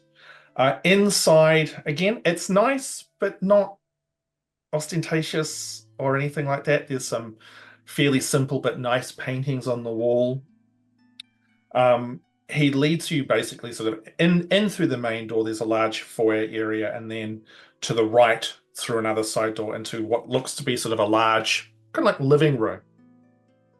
There's a number of big, very comfortable looking sort of antique style couches, a large fireplace in which there is just a low fire flickering away. And down one wall, there is a large bookcase, and there's a door leading out across the opposite side of the room. And just standing in front of the fireplace, almost like they're warming their hands, as an individual who, as you all come in, turns around, and you can see a fairly good-looking but quite unassuming appearing half-elf. He's got black hair swept back from his forehead, which falls loosely to his collars. You can see woven through it a number of the binds placed throughout it. He's got blue eyes, quite tanned, looks surprisingly young. Wearing very sort of simple garb, a plain light brown tunic, dark breeches, a nice cloak over one shoulder. And as you come in, he turns to you and sees Athelas and gives Athelas a small nod. Says, Athelas, I see that you've found our friends. Please, come in. And he bows deeply to all of you and says, let me introduce myself. I am Saracen Isselway. Please come in, make yourselves comfortable. I'm sure that Athelas told you that I wish to have a conversation with you about your presence in the city. Please come in. Feel free to have a seat, stand, whatever you desire. Tiernan will return the bow, but it'll be in Althar Baal form, which Mhm. is to the shoulder and a brief bow. Mhm. Say, Tiernan de Palan, at your service. And then I'll go through and introduce Delgrim, Harrowfell. No. Yep. That's- I'm not going to remember everybody's names. Hey, you started this train. Yeah, I let's did go. started this. Oh dear. What was I thinking? Delgrim Harrowfell. In typical fashion, it didn't work. I tried to pull it up. So you go through and you introduce the entire Yes, party thank so you. that we don't Thank spend you. 10 minutes here Excellent. whilst you're working out. If Tiernan is I introducing don't know your everyone last by name. don't know yeah, I your- was gonna say, but if he's introducing everyone by full name, I would interrupt and be like, B is fine. And as you introduce each person, Saracen gives quite a deep bow to each of you. Are you taking seats? Are you standing as a group? How are you going to go about his offer of comfort?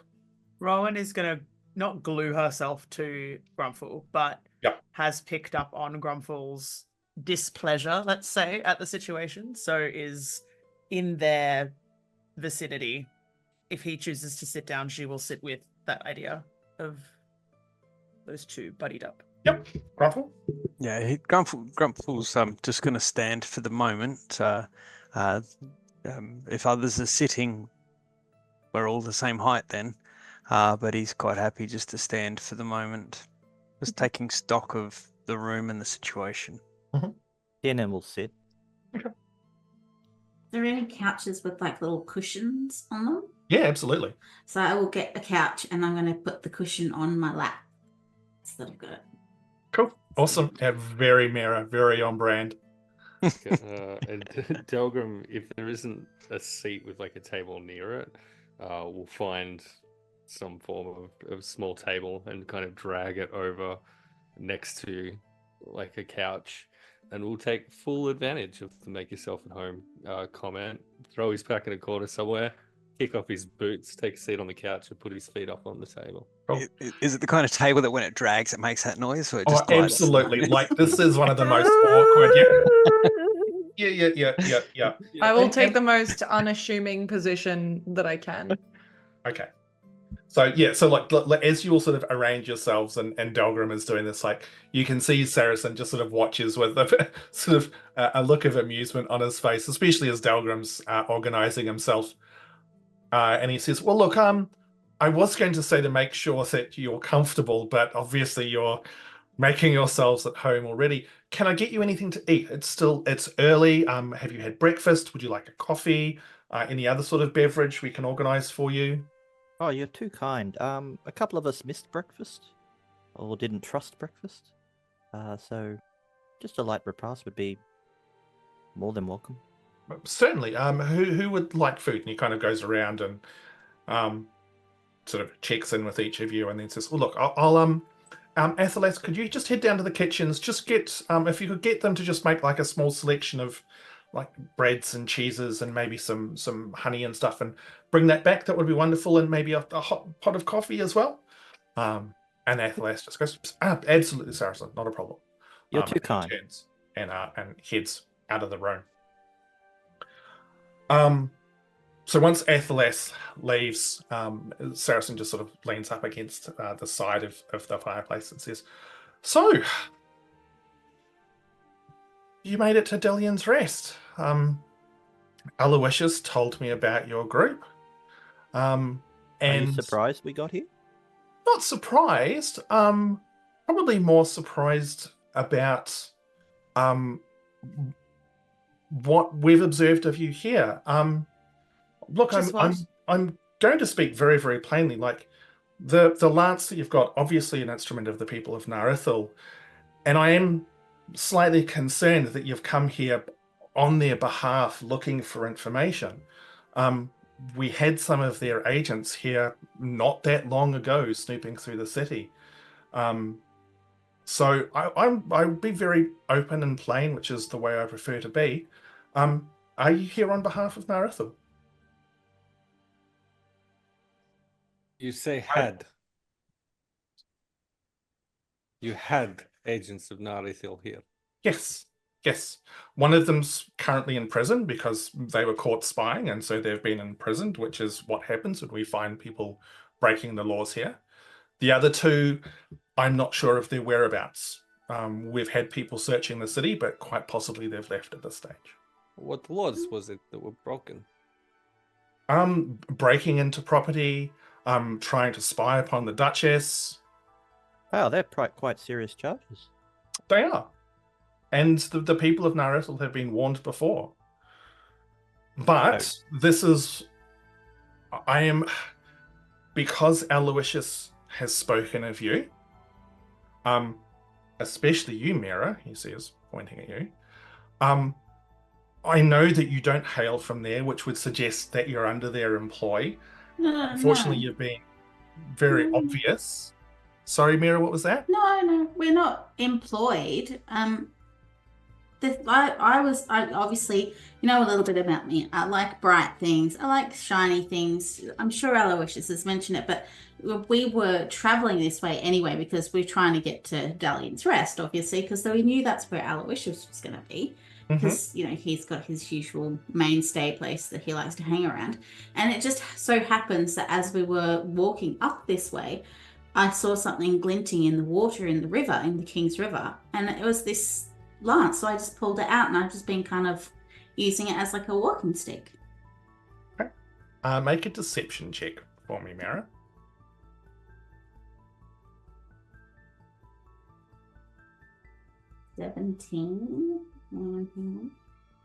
Deception.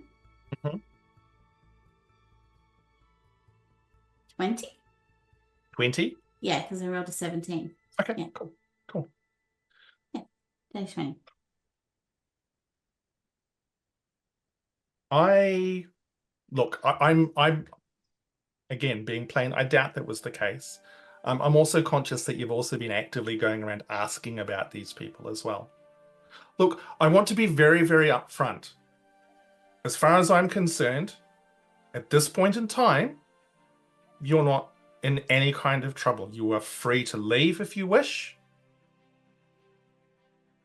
I'm not holding you here against your own will, because at this point in time, you haven't done anything to break the laws.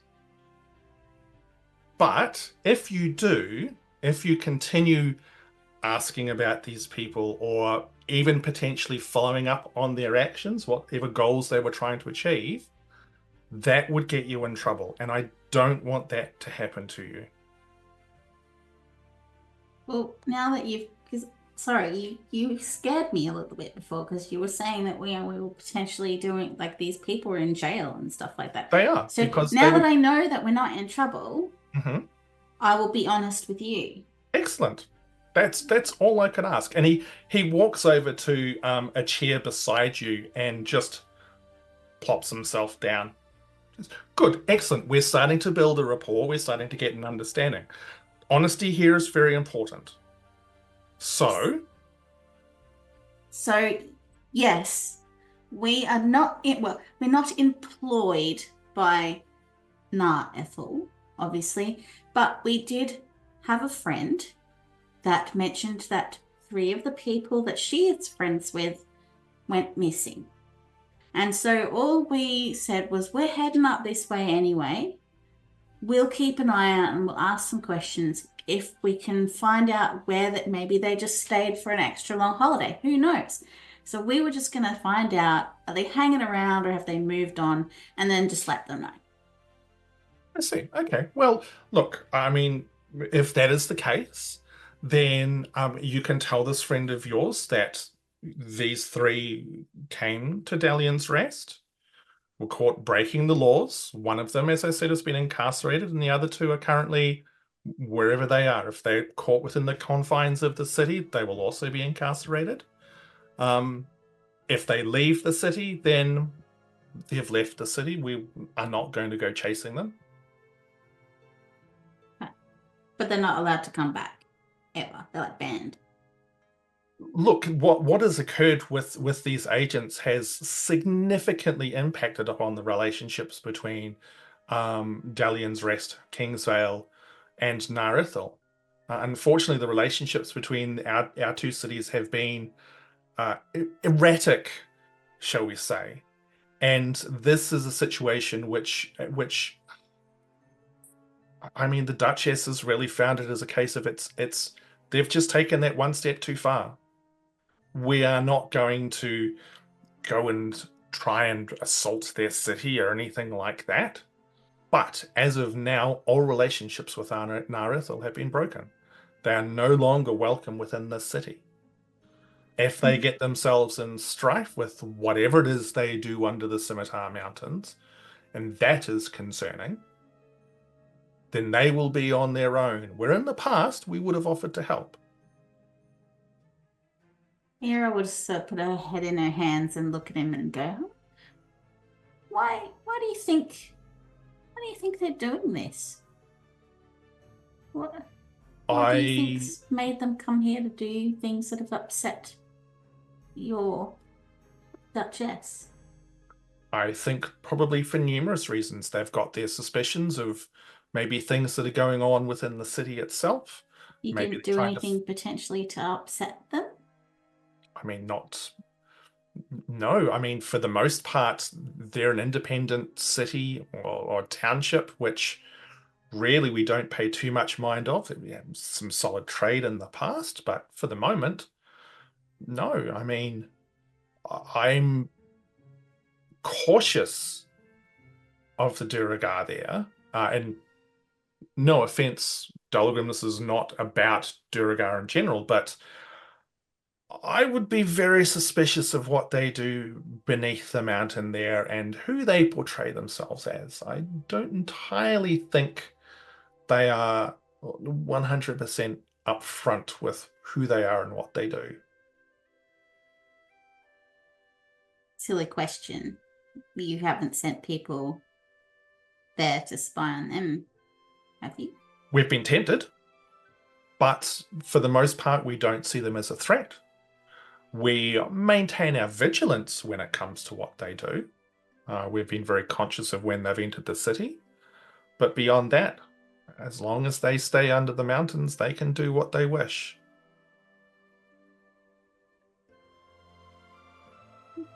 The person in jail is likely to be released and sent back home, or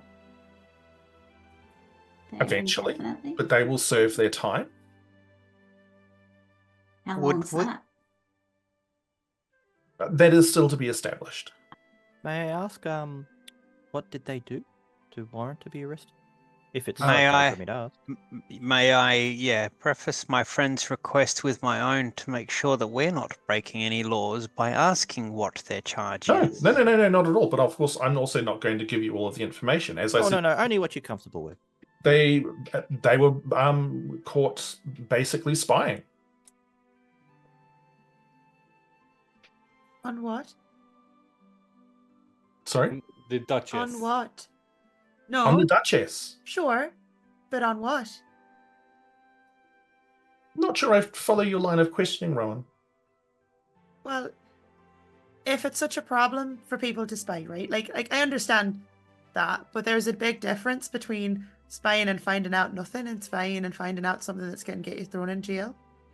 So we do not view people who break into houses, we break into the castle, breach the Duchess's security, and come and try and illegally observe their actions. Oh, that answers the question then. Because I didn't there's a difference between like eavesdropping in a cafe, right? Absolutely. And going and breaking in. Those things are big different. No, and they were aggressively trying to find an information in a fashion which was deemed not appropriate.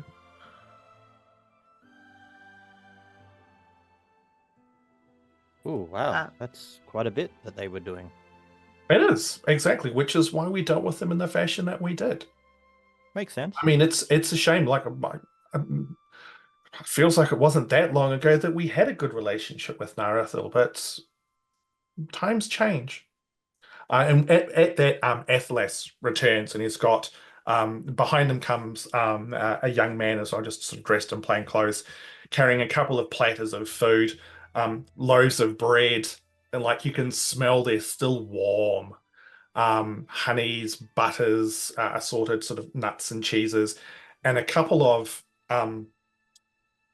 like jugs of or pots of coffee.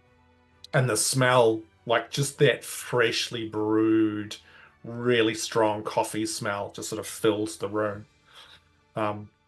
They put them on the table, and Saracen says, "Thank you very much, Athos. Thank you very much, Aidan. Athos, please take a seat. I think it's probably important that you stay here for these conversations as well. Please, my friends, help yourself to whatever you would like." He goes over and actually cuts himself a small slice of bread and puts a little bit of butter on it on a little plate, takes it away and says, please, take a moment, refresh yourselves. Tiernan's going to start piling up a plate. Not piling it, but just taking bits and pieces and trying a few things. Trying to be polite and try a little bit of everything. Well, Miera's definitely going to have some bread and honey. Yep.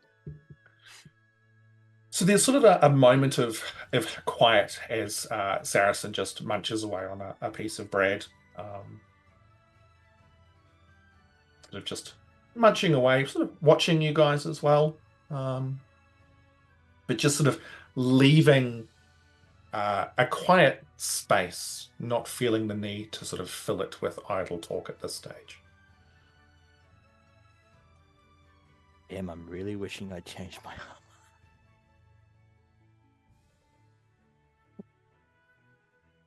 Does Grumpfel go get food? Does Atlas or anyone like put drink in front of anyone? Like he was asking me about coffee. Yeah, earlier. like does he do anything like that? So like Athelas pours himself a coffee. Yep. There's a little thing of cream which he pours into it as well. You watch as he pours it, and it's like it's borderline syrup. Like this is coffee. Nice. Grumpfel will pour himself some, take a couple of things off a platter onto a plate. But anyone who really, really closely watches, Grumpfel pushes it around the plate, doesn't actually eat anything. Plays with the cup a little bit, but doesn't actually drink anything. Cool. Athelas watches you pour a coffee. And he says, "Oh, Grumpfel, look, I hope you get a chance. Like, this is the best coffee I've ever had in my entire life. They apparently they import it from Raz Talbak up in northern Peldorn. It is exceptional. We can probably even get you a bag of the beans before you go if you'd like to take some with you when you leave. If it's to your taste, of course. I mean, it is incredibly strong." And I know some people don't necessarily like that, but I'll if you're offering, I'll take some with. Sure. excellent. Well, I'll make sure that gets organized.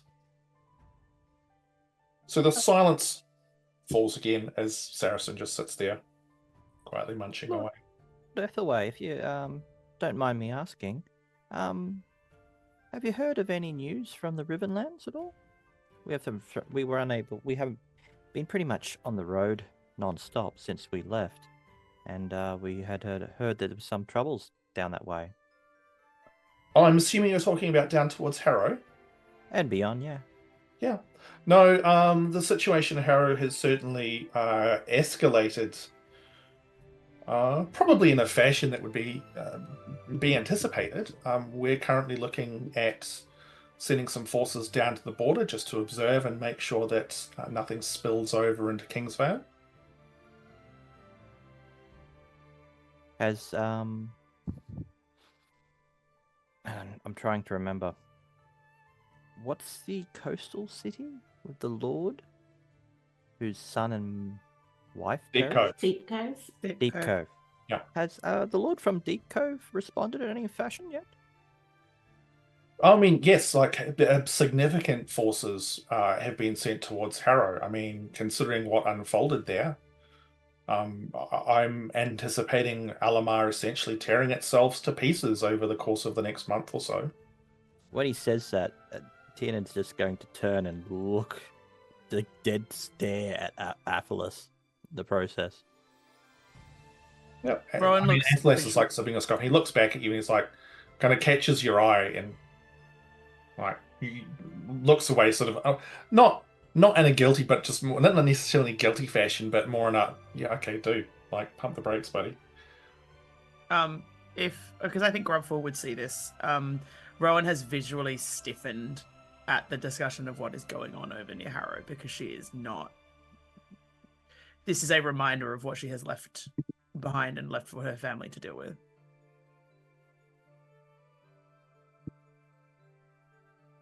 Is there a safe way you know of to get word in and out of Rivenlands under these circumstances?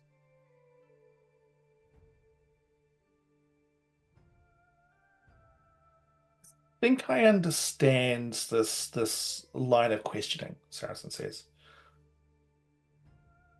I'm well aware of what Aloysius did and the part that he's played in this, and I don't condone his actions. He is a unique individual, shall we say, who made a bold and brutal choice. Rowan, I can see that you're very uncomfortable with this. I'm going to make an assumption that maybe you have friends, maybe family in that area. Just like the tiniest nod, which is tinier even still because she is a halfling. So, I mean, if it's not too much, may I ask whereabouts they are? Riverview. Riverview. Okay. We don't get involved in fights. We're just little. I've heard of Review. I mean, to be fair, my knowledge is not encyclopedic of that particular area, but I'm conscious of it. Do any of the rest of you have friends or family from that part of Alamar? Remembering, just again, lore, Rivenlands is all of the 5 duchies. Alamar is that part of the world where you guys saw all the shit going down. Yes. So, whereabouts are these other friends or family that you have?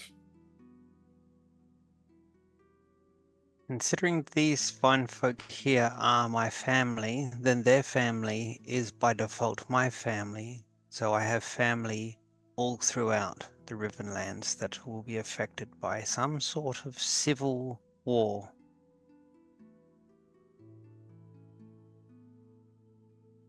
The situation is unpleasant. And what I'm going to say is possibly distasteful to some of you. And I acknowledge this and I accept that not everybody thinks the same. I do not condone Aloysius' approach to what happened in Harrow, and neither does the Duchess. There's a but coming here, isn't there? There is.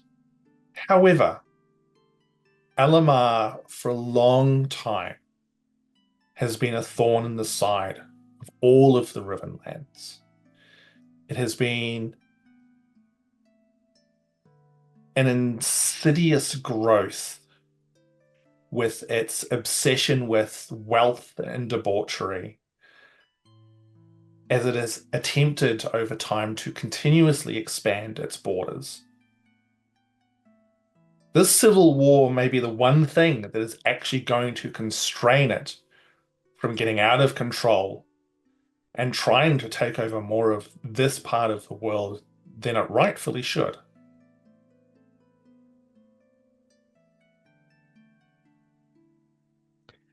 You said More, Delgrim? you said you understood the line of questioning. You seem to have overestimated your understanding and still have not answered my question. Do you know of a safe way to get word into and out of Alamar? Absolutely. If you have friends there, I can help you get them out. This is also not what I ask. You do not seem to be able to easily answer very simple questions. I believe I answered it with the first part of my statement. I said yes. And then I said I can also help get friends out. Very good. Have I missed an element of this question, Delgrim? I'm sorry if I'm not answering, if there's some confusion here. If we wish to get word into Alamar and back, how would one go about doing this safely? Safely? Given the current state of that world, thanks to your friend Aloysius. I mean, there's a couple of different fashions. I mean, we could engage with the Guild of Sending, which would at least be able to get messages to possibly Harrow, depending on the state that it's currently in. Definitely to Deep Cove, maybe some of the other cities. Beyond that, it's not outside the realms of feasibility to be able to maybe send messages through the Usurper Hills. That is somewhat more dangerous, as the Unveiled tend to use the hills as their home, and so that comes with a bit more of a risk. Yeah, risk is not a thing I am overly concerned about. But my friends here and friends we have met on our travels, I certainly would like to check in on their welfare. And if you can assist in doing that, then I will take that assistance. I can send you to our officers of the Guild of Sending. I'm even happy to waive some of the fees potentially in regards to that, and see if we can get messages through to the people that you're wanting to contact. Rowan's just going to pipe up with, I just want to know my family are okay. And Rowan, I can absolutely understand why. This is, as I said, this is unsavory and unpleasant, but unfortunately, this is the way the world is sometimes. And I'm hoping that despite the distasteful fashion in what has occurred in Harrow, it is an opportunity for the people who rule Alamar to be dealt with. And they're going to tear themselves to pieces. But they're going to tear other people to pieces in the meantime. There is always a risk, Rowan. That's not a risk. That's not a choice those people get to make. And she's walking out of the room. Okay. Where's she gonna go? Just like out the front. Like it's not about like it's she can't be in that room. Yep. With Yeah. Yep, totally cool. War. Rowan is right, sorry, Grumpfel. It's not a risk. It is consequence. And Delgrim will follow Rowan. Okay. Grumpfel? I am a little bit older than my companions. I am not going to be not going to claim to be wiser, but I am older. I have seen a lot of the world before coming into the family that I have before you. And war is an ugly beast. No one wins. All lose. Actions, consequences, plans, things that need to be done, as you say, or ugly things to be done, so be it. People that need, bad people that need to be dealt with. Even as a cleric of life, I can understand that. Even as one who follows Karmateon, I understand that. But when innocents are taken, when the rogue element use deception to enlist help and leave them as a scapegoat departing with a smirk and a wink before disappearing by means of magic. That to me does not say plan. That to me does not say thought out consequence. That to me says bastard. And he's going to stand up and walk out as well. Leaving Miera, B, and Tiernan. B is like, what is going on? Yeah, He's like chewing on some I've bread, made like slowly. a terrible choice with my But friend. also, like, does not want to be the last person to leave the room. So, like, is kind of like looking towards the door and back at Tiernan and Miera, who are still in the room, and is unsure what to do. I just want to make it clear. Rowan didn't storm out. She left because she couldn't be in that room anymore. It's not she hasn't like run away. Yep. So, Yep.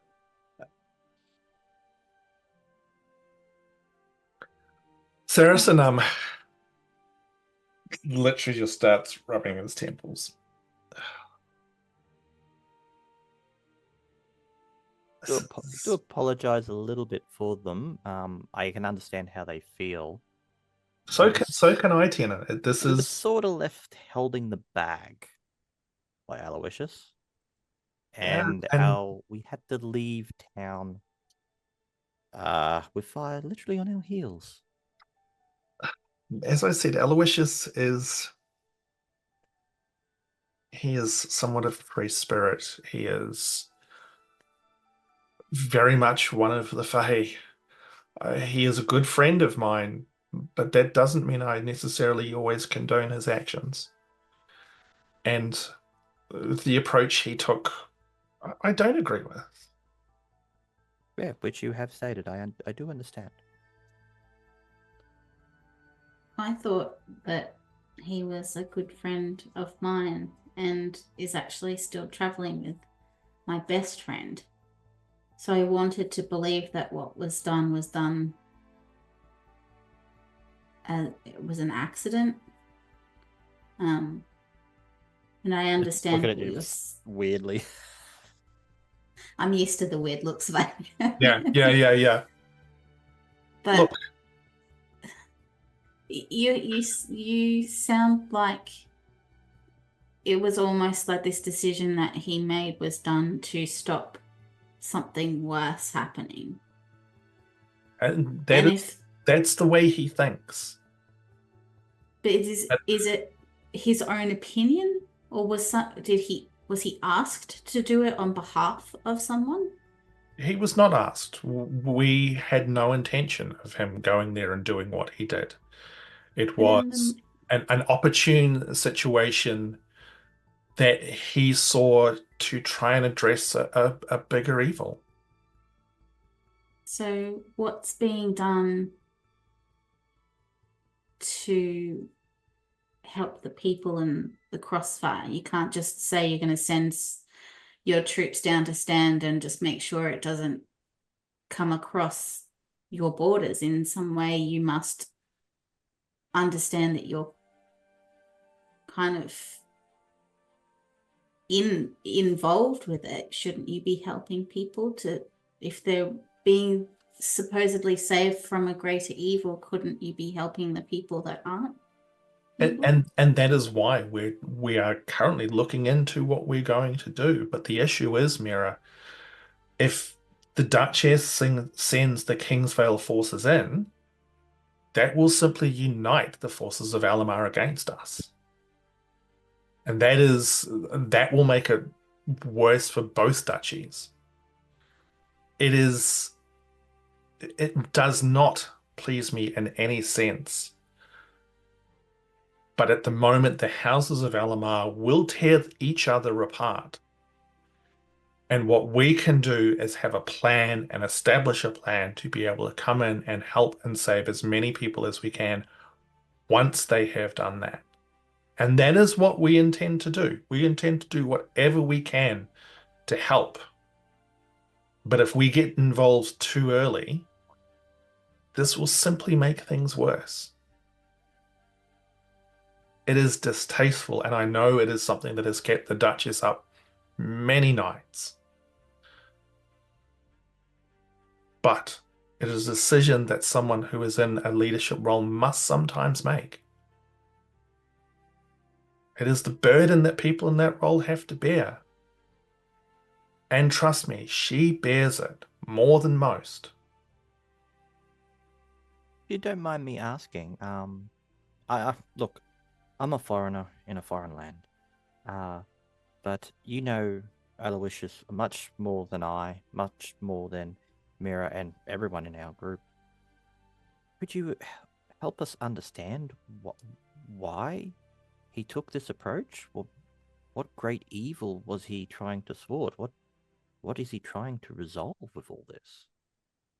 Because we were unwittingly pulled into this against our wishes. Well, I certainly wasn't aware of what was going on. Your part in this was unfortunate. Although, Miera, there are some things that we do need to talk about. As for the greater evil, as I said before, Alamar has been the most powerful duchy within the Rivenlands for some time, and has continued to grow. But the way in which they rule, the way in which they treat their people is distasteful. I mean, you've been to Harrow, you've seen what Harrow was like. You've seen the disparity between those with the money and those without. And that only gets worse when you go to places like Deep Cove. That whole duchy has got systemic issues based from the power and greed of the houses that rule it. I would be lying if there hadn't been talk of war between our two duchies. It's happened in the past. There is a long history of conflict and betrayal. But for Aloysius, he saw a situation in which he could invoke civil war within that one place where they would turn upon each other. And for right or wrong, he made a choice. And we cannot take that back now. Can I check my history to understand what he's talking about with the social structure? Like, I understand that Harrow was very distinct between their rich and their poor because they had they had an entire district associated with their ability. Don't even need to make a history roll for that. Okay. Like, you would be aware that Alamar is ruled by a number of great houses. Basically, each is, and it's based on wealth and power. It's as simple as that, and it is very much that the rich get richer and the poor get poorer. And So that's sort of why that the Lord of Greenfields was doing what he was doing, essentially. Yeah. Like, I mean, the whole thing that Peregrine was trying to do was to try and basically climb the social ladder, because that's what you do to survive in Alamar. Like, with money and drugs. Yeah, with money and drugs, and you do anything that you possibly can. Ham, being in this room, can you remind me, is it big enough that I feel like if I were to like stand up and like pace a little bit, that I could get enough distance to whisper without being heard? You could give it a red hot try while this conversation's going on. Sure. As the outsider, I will look very uncomfortable being inserted into this conversation, specifically when it is directed to Miera that there is a conversation that needs to happen, and also because I have been told to let Delgrim know if there's a weird vibe. And for that reason, I'm gonna start pacing. Look like I'm just kind of taking in the room. Since I've specifically told you that my hands are within my sleeves, the point that I have to do for message is just going to be within my sleeve. As I like point through, I guess, a solid wall and say, "Hey, vibe check. They want to speak to Miera about something. This entire situation is weird. Don't know if you want to get back in here. Otherwise, I'll report back. And so with that, we will cut outside to where Rowan is standing outside the house, and not long after as Delgrim and then Grumpfel also appear. So Delgrim will kind of walk up next to Rowan, probably still putting back on one boot. I feel like Delgrim's take on Rowan is that she cannot be pressed into conversation, especially when she's uncomfortable. So he's not going to attempt it. He will just be there and leave space for her to have a conversation if she chooses to. And what about Grumpfel? He's pacing and sort of trying to process his own anger and outburst. Well, not outburst, but his like trying to sort of fuddle back through his what he said and go like, did I overstep? Was that the right thing? Was that enough? Was it not enough? Yep. That sort of thing. Cool. Okay. Because of the conversation that we had sitting with the rock and the thing near the cigarette, she's aware of what Delgrim is doing. Yeah. And she takes a second and then just goes, "It's funny, right? The wealthier you are, the less you seem to care about other people." It's not particularly amusing to me, no.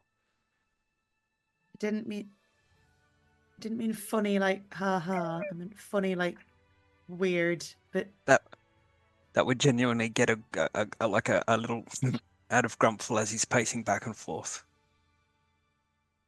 like he doesn't understand. I don't know if he doesn't understand or if he doesn't care to understand. But like the society may need to change. Like we saw what happened we saw what Harrow was like. Deep Course the CM.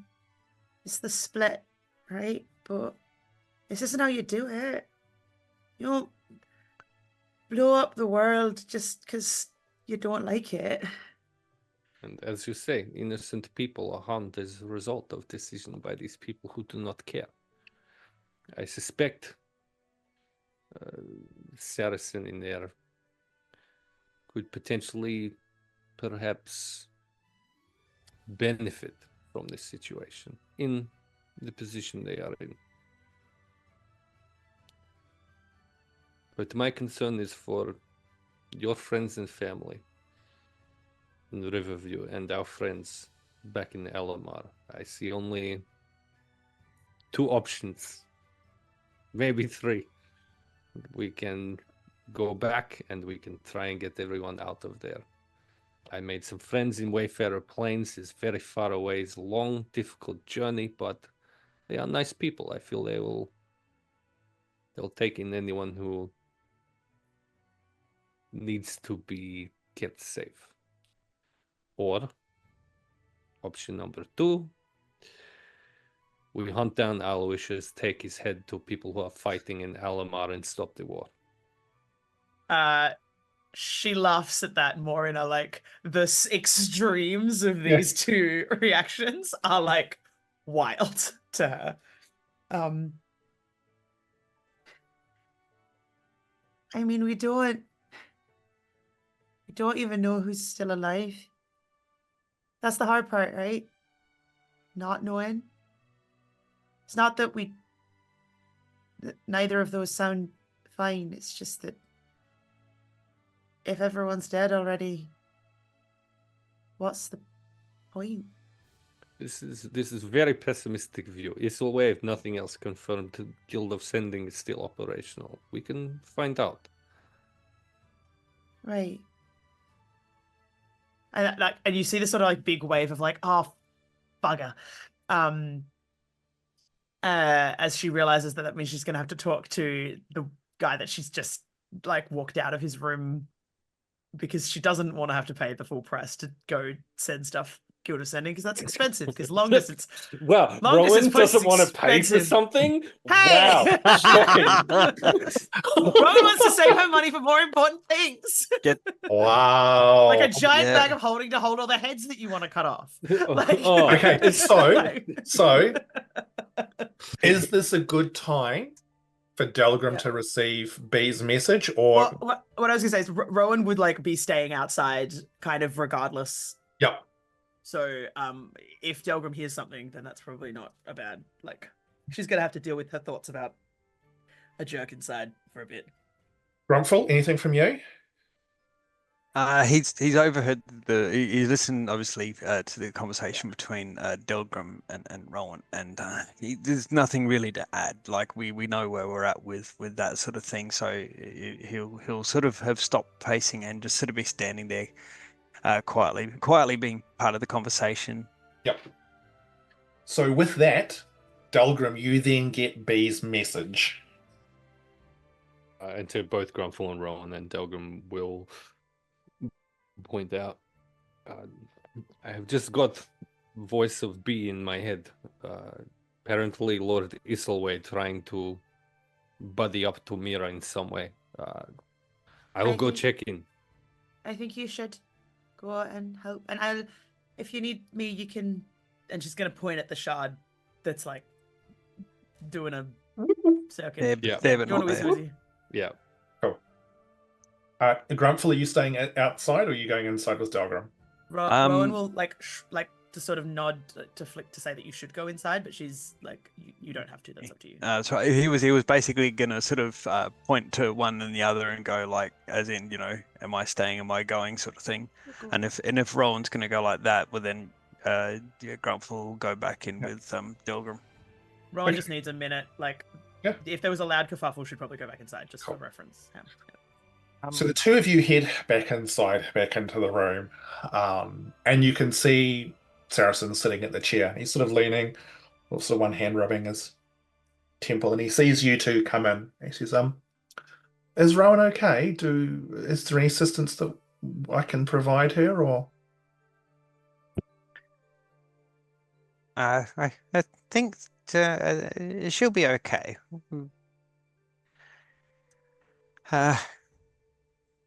Yes.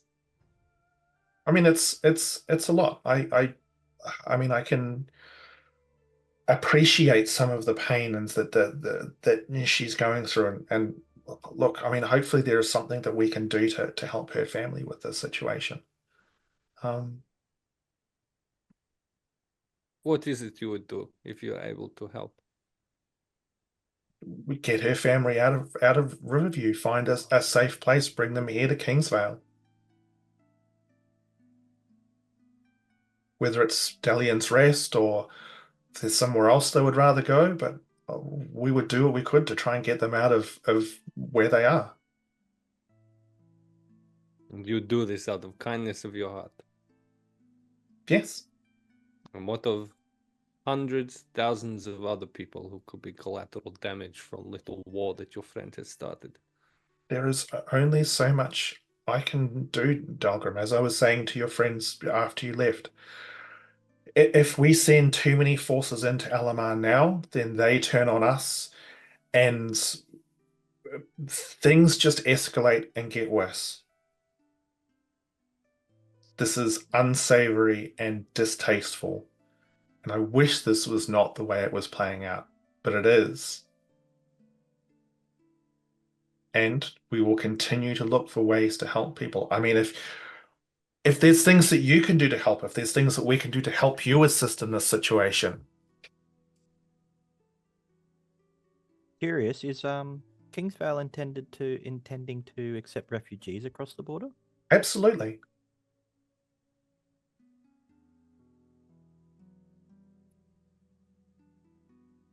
Tiernan's sort of eyeing off Miera a little bit, and is going to try to just whisper to her as Lord Esselway is talking to Delgrim. Did you want a private moment with Lord Ethelway? Miera will reply, but in Tiernan's mind. and we'll say, well, yeah, I guess so. If I think it's important that I know what it is that he's got to say. Can I respond to that? Yes, you can respond. Is there a limit on number of words? No, because we're in close quarters. It's just my usual. It's like my special ability. I can just talk.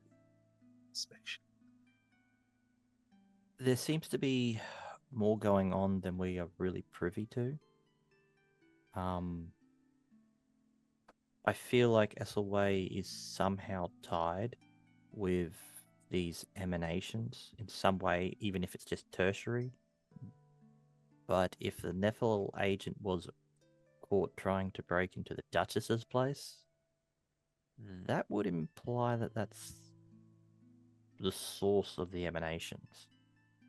Now, I don't quite know what's going on with you, Miera, but the clock is ticking. And Esselway sort of sounds like he's a rock caught in a bad place. So you Because of thinking telling Aloysius. him about what's going on with my brain I- and see if he can help. I would wait for him to tell you what he wants, Yeah. and then ask for time to consider. Because at the moment, I don't know who's in the right, I don't know who's in the wrong, but someone who feels... I get the sense he's a bit genuine about Aloysius and not condoning his actions, and I get it if you're in a higher position looking down, things seem like numbers rather than actual people. I get it, I can't accept it. But it seems like he's been given a bad hand. He's trying to do the best he can. Not everyone would willingly accept refugees. I think he's bad, and I think he is trying to do what he can to help. But like you said, he's only got so much. Yes, so I Power. don't trust... So at this stage, you're probably going to be running it unless Delgrim's. Yeah, Delgrim doesn't have that much more to say Yeah, at this point, no. Please insert another 25 cents to continue this Yeah. call. What about And his coffee, though? find out what he wants. Unless before you all making- want me to go truly fully Delgrim, in which case, hey, Oh, God, there's a couple of please, things no. I could throw out into the mix. Kind of still want to be able to stay in town for a little bit longer. The sentence. Yeah, no, going it's just truly, me fully tripping over Delgrim things. Is great. I guess there's probably one more like little line of inquiry that Delgrim would be inclined to take with this away. This Duchess of yours that people from Narithal were spying on. Tell me more about them. What is it you think these Narithalian agents were perhaps trying to learn? Honestly, I don't know whether it was a way to manipulate her, whether it was a way to find out strategic information to, I don't know, assault trade lines, or honestly, I'm not sure. But as I said before, as a group, there are things going on in that mountain which I do not think can be trusted. I visited there briefly. It's not my favorite place, but I did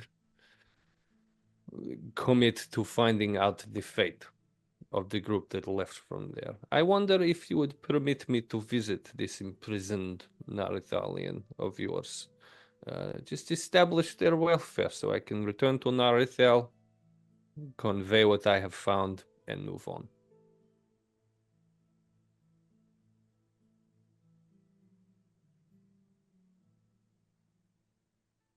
I think that would be acceptable.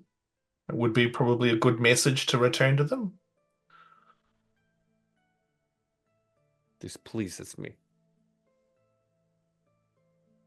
Yeah, And I think that'll buy enough time for maybe. Yeah, for those who to be secretly most texting of that each- yeah. convo. He then turns to you, Miera, and says, "So there's been a lot of conversation about the goings on around Harrow and stuff. Firstly, Bex says hello. I met her when she was coming through town, and she is delightful. She spoke very, very highly of you. I'm very glad to finally meet you. I mean, Aloysius spoke highly of you as well. But Bex, I mean, I can see there's a very special bond between the two of you.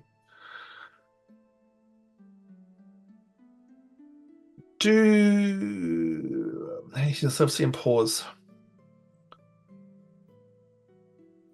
Do we need to leave? How much do your friends know? Which makes me feel awkward. I have not phrased this well. Miera, I would like to have a private conversation with you. Although, if you are happy with your friends staying here, I'm more than happy to speak openly in front of them as well.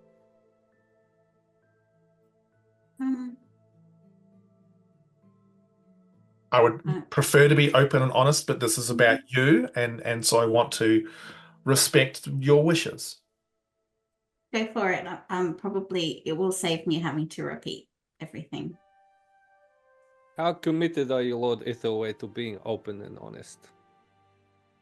It's one of the core tenets that the people here of Kingsvale live by. Our word is our bond. Would you be opposed to me taking some actions to ensure this? For the sake of my concern about the welfare of my friend Miera's. What action would this be that you're suggesting? Yeah, I will encourage only truthful speaking in this room for a short time.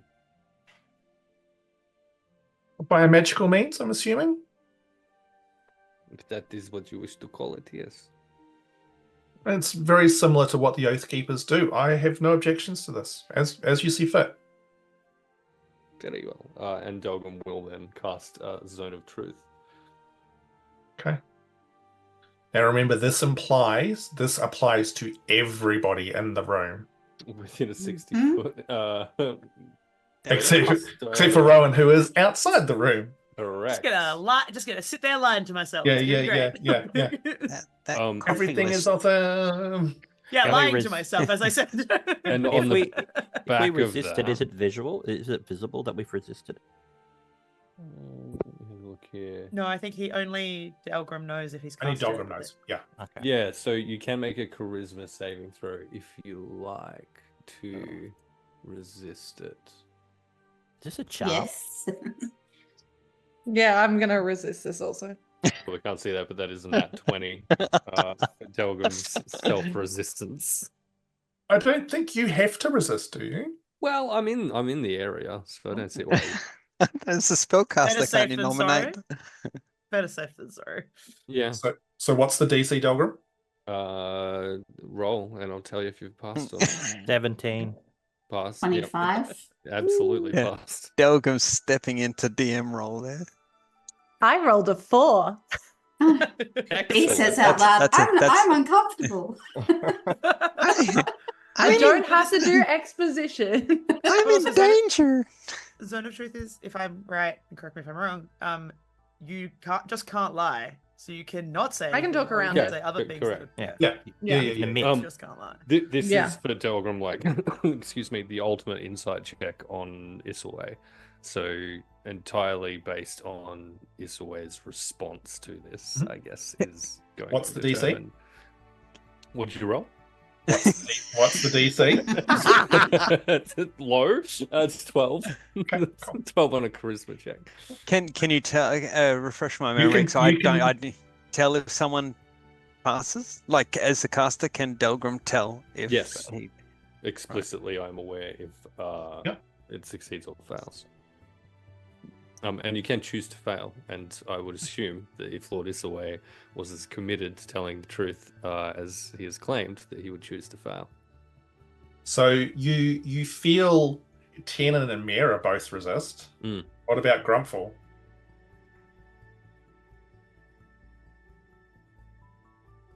Grumpfel resists with a 15. Hey. Beautiful. You feel that He oh, like truthfully, I sat and thought for a good long minute or two, then going like, does he resist? Does he just go like voluntary fail and be part of the zone? but he's like, I'm not the one that we're questioning here. And Delgrim, the way he worded it, it was in Grumpfel's mind not aimed at the party. It was aimed at Lord St. Elmo's Fire, whatever his name is. So you do not feel be resist.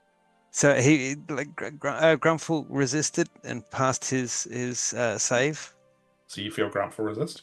You Yes. do not feel Saracen Nestleway resist. Okay, brilliant. Delgrim will look over to Miera and just kind of give her a nod, just to say, proceed with your fun little conversation. Saracen says, so you've done what you've required to do? I Yep. have. You're all Excellent. good to go. Miera, how bad are the dreams getting? Pretty bad.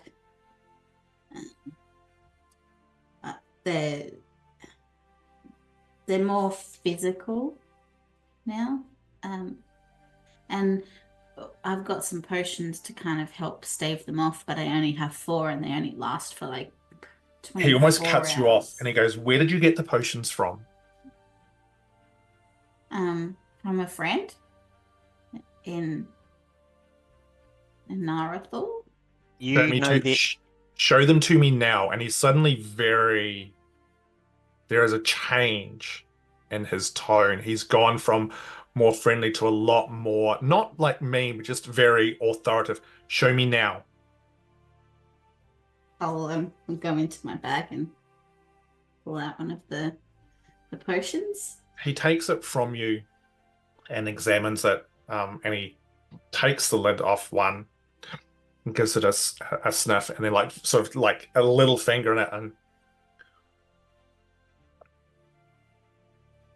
puts it back on, hands it back to you and says, I would strongly recommend not using any more of these. If you do, your risk of becoming influenced by where these things have come from increases. Okay. So what's my other options then?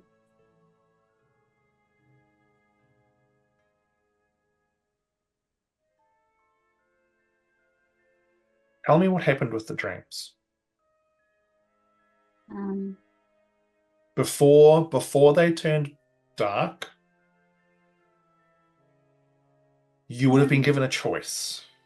Well, I don't think I was given a choice. It was at some stage it was really nice, and I thought that the voices that I heard in the dreams were my friends and my family, and there was like all of these beautiful motes of light, and then Delgrim came into one of the dreams, and I think that it noticed him, and then it got whatever it is, it got really mad and was really mean, and that was the first time it hurt me. But Hamish, before really- then, it was lovely. Sorry, really quickly, Grumpfel's going to send a message to Rowan, talking about like just sending the through the Esma shard, talking about Miera's dreams. May want to come in and hear this. Can Rowan door lurk? So she's eavesdropping on the room, please. Yep. Yeah, She's not you. coming in, but she's listening. Yeah. You sort of sneak through the front door up to sort of the other entranceway, and there's nobody else around. It seems pretty easy, and so you can hear the conversation for sure. Cheers. What's the source of the dreams?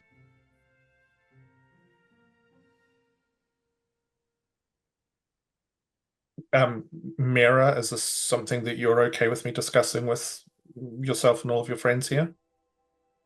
Yeah, that's fine. I would only have to repeat it anyway. Again, I just wanted to make sure. I So- don't have any secrets, really. Which I commend you on, Miera. It's important. Tiernan, Miera, the source of the dreams.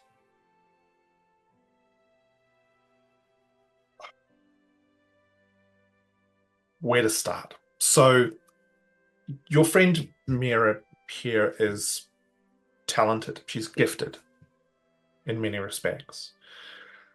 There are few in these lands who have a direct connection to what's known as the arcane, which is the very essence of which this world is made from.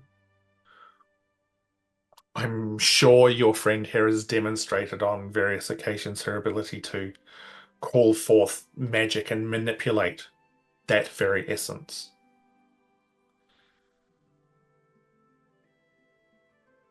That essence, which makes up the world, which keeps this world in existence,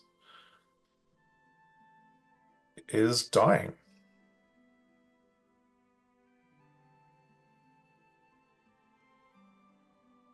This has been happening for I'm not sure how long, to be honest. But it is something that myself and others have been trying to find a solution for.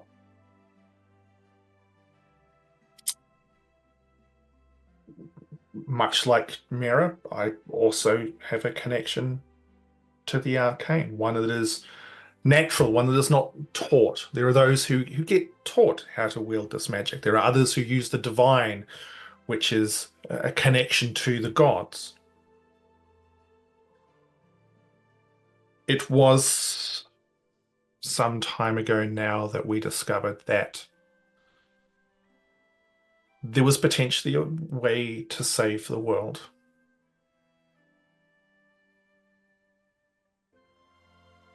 And that involved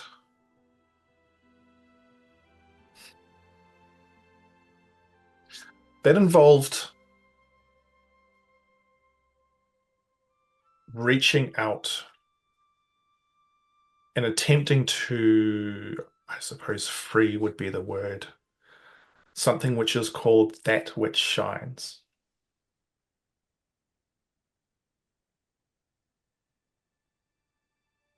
We need people like Miera to help with this. And so part of what we were doing was reaching out through the arcane to find these people. Miera, those initial dreams, those initial pleasant thoughts that you were talking about were people within a collective reaching out and seeking those who were open and willing. But unfortunately, in this world, there are things which do not want this to happen. And Miera, that is what you encountered.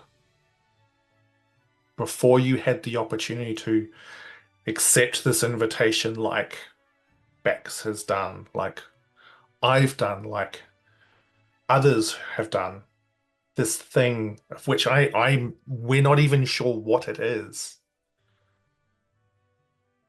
reached through these emanations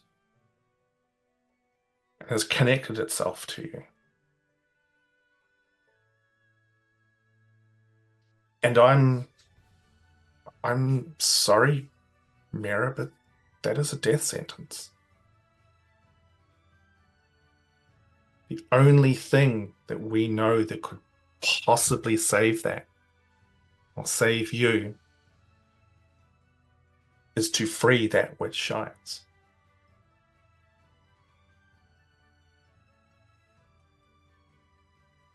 So how close is that away? We have been trying to do this for well over 50 years. We are closer now than we have been in the past, but We are chasing shadows. We are chasing legends and myths. We are doing everything we can to search and try and find ways to do this.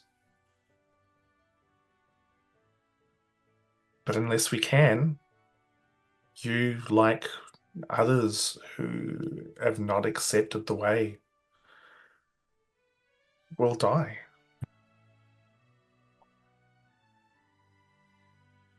I'm sorry. I wish Yes. there was something else. I mean, there's potentially things that could be done in the short term. What would happen if the thing that's attached to me gave me the chance to accept the offer it made?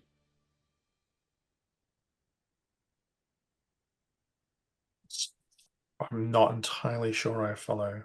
Well, the thing in my mind offered certain things before it got angry and said that I wasn't worthy. Is it possible that it would make an offer again, or What was being offered to you was by our collective. This dark thing is what interceded. The moment is gone. We are incapable of overpowering its grip on you. That's why we have spent so much time reaching out to those who have got this connection to the arcane.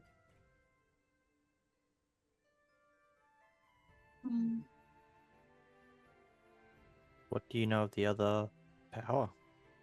Being, entity? Very little. We have been trying to do some research, but to be frank, most who succumb to it often do not survive more than a month. You seemed concerned about those potions, worried about it would open her up to this other entity. What led you to that conclusion?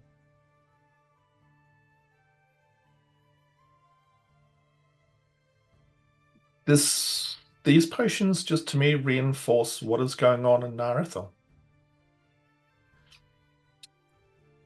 Delgrim, what do you know of elder brains?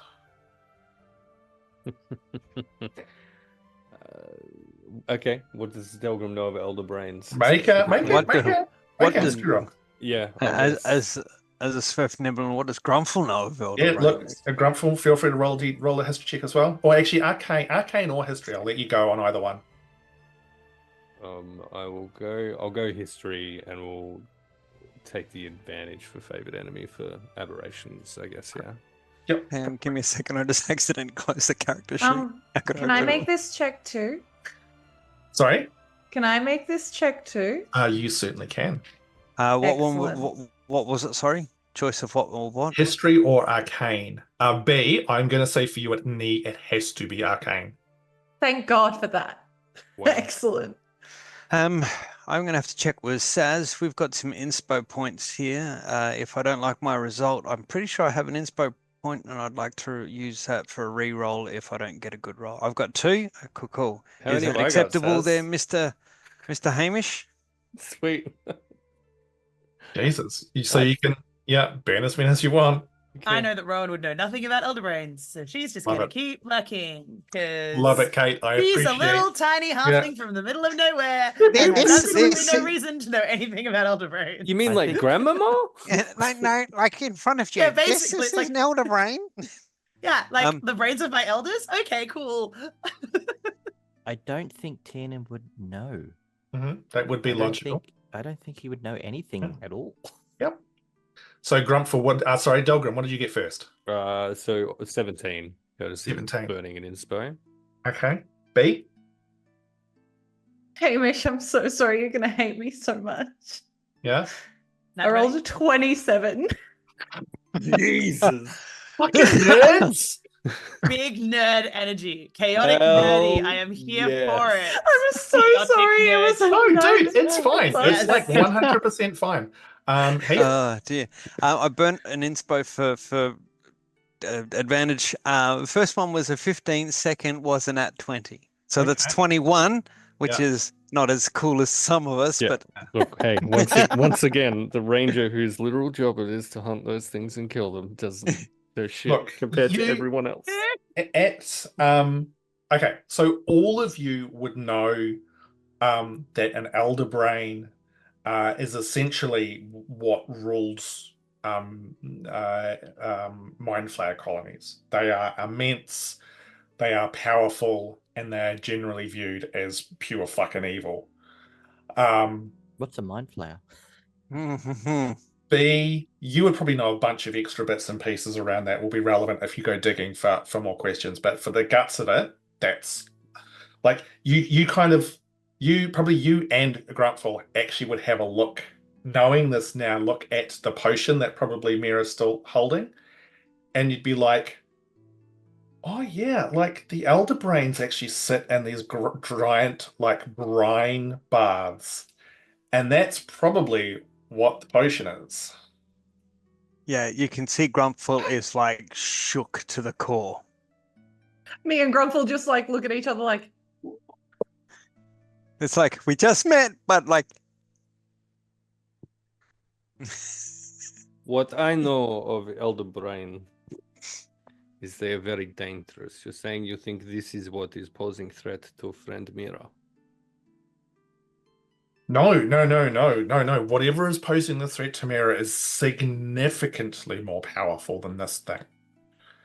But if she continues drinking these potions, this elder brain will also be able to mess with your friend.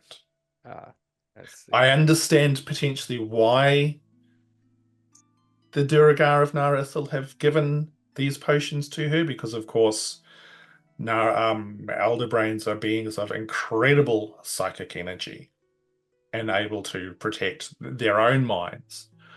But it is temporary, and this would open her up significantly to the elder brain's influence. Obviously, they're not aware of the greater threat that lies to your friend as well, but this is what I mean. The people of Narithil are toying with things which are far beyond what we want to be involved with. what solution could you give for us, for Miera, for what troubles her? I could offer a temporary solution. There are items of arcane power which will hold off these dreams for a time. For how long, I do not know. It might be a month, it might be 6 months, it could be 2 years. That also depends on the strength within Miera herself, which, according to her friend Brex, is very great, but still. What if they put a crystal on my head? Because that was an offer. I looked very confused. I'm like, I probably need more information than that. I believe it was Terralite, was it not? I assume both Grumpfel and Delgrim will shoot a look of daggers at Tiernan immediately. I never actually thought of using. Why would you use Terralite in that fashion? That makes no sense to me. I mean, again, like the Duragar are highly skilled when it comes to matters of psionic skill and the like, and have definitely done some very strange augmentations in the past. But Miera would not trust what they are saying. I mean, what they are saying might be correct. I'm not privy to what happens there, but considering the other influences that are there, I have grave concerns. You mentioned essence of world is dying, and that to stop this, you want to free that which shines. Free from what? All we know is that it is in some form of prison, of which we know very little about, which is why we're constantly trying to find this information out. And how close have you come to learning anything of use about this?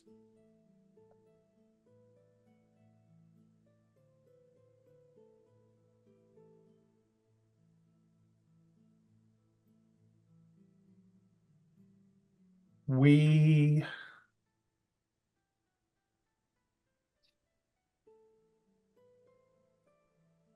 Delgrim, I don't want to say right now. The reason for that is not, I'm not trying to be deceitful. I am, it's complicated. It is, what am I trying to say? He leans forward. Or tell us and we can let you know what you're trying to say.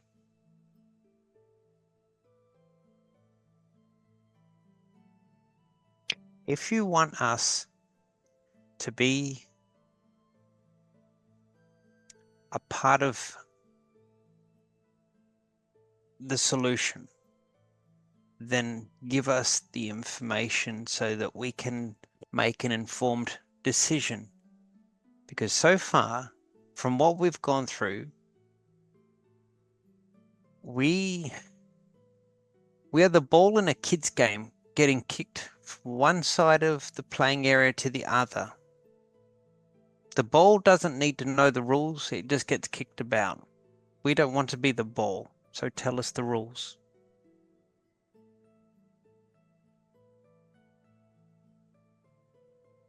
I want to trust you.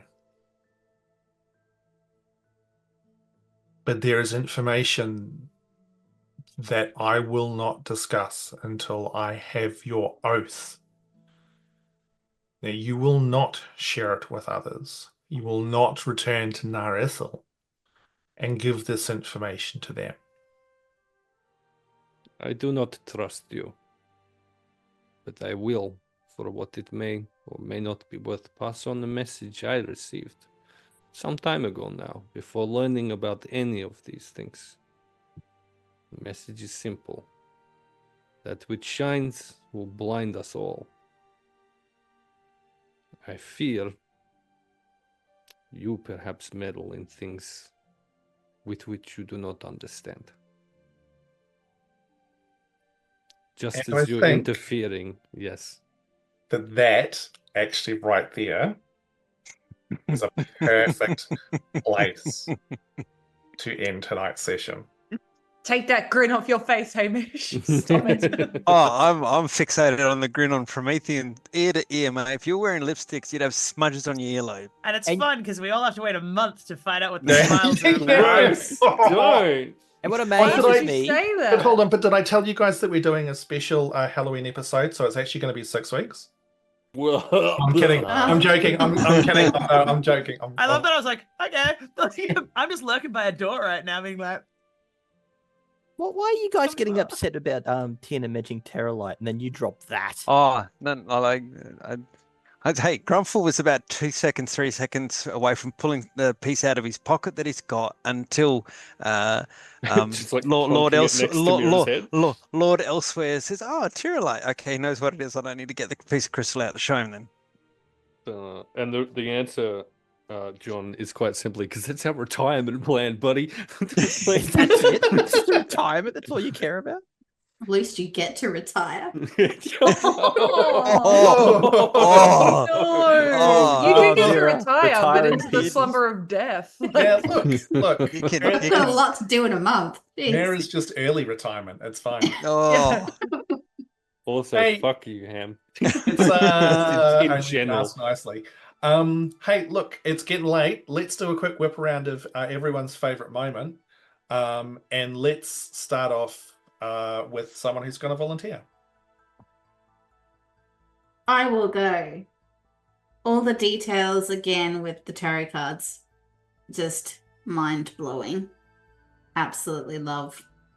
And I also want to throw in the sneaky little watch move from B. From B, That yeah. was pretty. That was pretty cool. Can I take everyone quote unquote getting skewered? Difficult. Oh, I'm amazed you guys all passed your con save, to be honest. Yeah, look, Amazed you guys all ate food from the Fae. That's Oh, not was right. it? Well, it was a buffet, to be fair. Oh god. no. Wow. Get I outta sat on. here. I thought I was good, and I sat on that right Wow. from where we got food from the Fae, and I'm like, buffet. I'm like, no, be good, Heath. You dropped too many puns. Wait and I for it. didn't- Wait for it. Wasn't ready. It was pretty good. Well, and like the way I was thinking about it is we've lost 6 to 7 hours in that place. Eating some vegetables isn't going to be the worst thing that's possibly happened to us in that place. Oh, we're adventurers. We don't understand what a vegetable is. That's what you think. Cool. What about others? My favourite bit would probably be, we've got many favourite bits, but the one that stands to mind was B seriously reconsidering her decisions that have gotten her to this point. Hey, I never said that ever. Oh no, but you were thinking it very loudly. No, I certainly was not. I absolutely was not. I was thinking things that Ham fucking DM'd me. Ooh. But that's it. Which I guess is why they call him Ham the DM. They do. In so many different ways. Good. My favorite moment, since you've mentioned my name, John, is the awkward, like, everyone's like entering this place. We're all being a little bit like cautious. Not Grumpfel, fucking Delgrim being like, I'm going to absolutely take my shoes off and drag a table across the fucking room. What is wrong with you? Do you have manners? Did to make myself at home. Yeah. I hate it. What else am I going to do? If you haven't noticed, no, he doesn't have manners. Unless they're pretty ladies that he wants to dance with or write letters to, in which case then he has manners. He has them. He chooses not to use them. Those things are different. That makes sense. It's a like subtle Rowan form of has money. She chooses not to use it. There is a difference. Yeah, right. Subtle form of intimidation without having to roll. I actually played Hamish there entirely, and he has no idea how. Shh! Don't tell him. Don't tell me what happened. What I did. No. Nothing. Nothing. Cool. Look over there. Cool. Mr. Heath. I think we had a good stream full of great narrative and story moments. But I think there was a good moment that repeated quite a lot, maybe 5 or 6 times throughout the stream. And it was just mesmerizing and memorable altogether. It was the stretch redeem. We just see that stretch redeem again there, Hamish. Oh. Stretching the wrong bit. Beautiful, stunning. That sounded weird. Very demure, very mindful. Is there a proper answer, Heath? Look, there was a lot there, and I think we've kind of covered all the spots that I had on my mental list for that. So I'd just be rehashing. Excellent. Yeah. Can I give a least favorite moment that has nothing to do with any of us? Just very briefly. Is that the internet sucks? For both Heath and I. That's all. Just that's my bad moment gross. is the internet. End of sentence. Yep. Sorry. It does suck. As well. I think my favorite moment was, and I don't know if I actually interpreted this properly, if it was intentional or not. It feels like it was intentional and really good fucking storytelling on your part, Ham. This concept of this, like, oh, we're righteous and all about like truth and justice and blah blah blah, being absolutely okay with starting a civil war that will absolutely ruin so many lives, but because the system in that place is also wrecked and will ruin so many lives, and just that kind of, here's a really bad take, here's another really bad take, and that happened and that's bad, and there's nothing that anyone can do about any of it. It's all just bad. There's no good way out of any of this. I actually really enjoyed that. It's like, oh god, I enjoyed it. It was fun. Yeah, cue the picture of the tram track that splits in two. Yeah. And Rowan's family's on both lines. Yeah, Oh, I know. fucking jerk.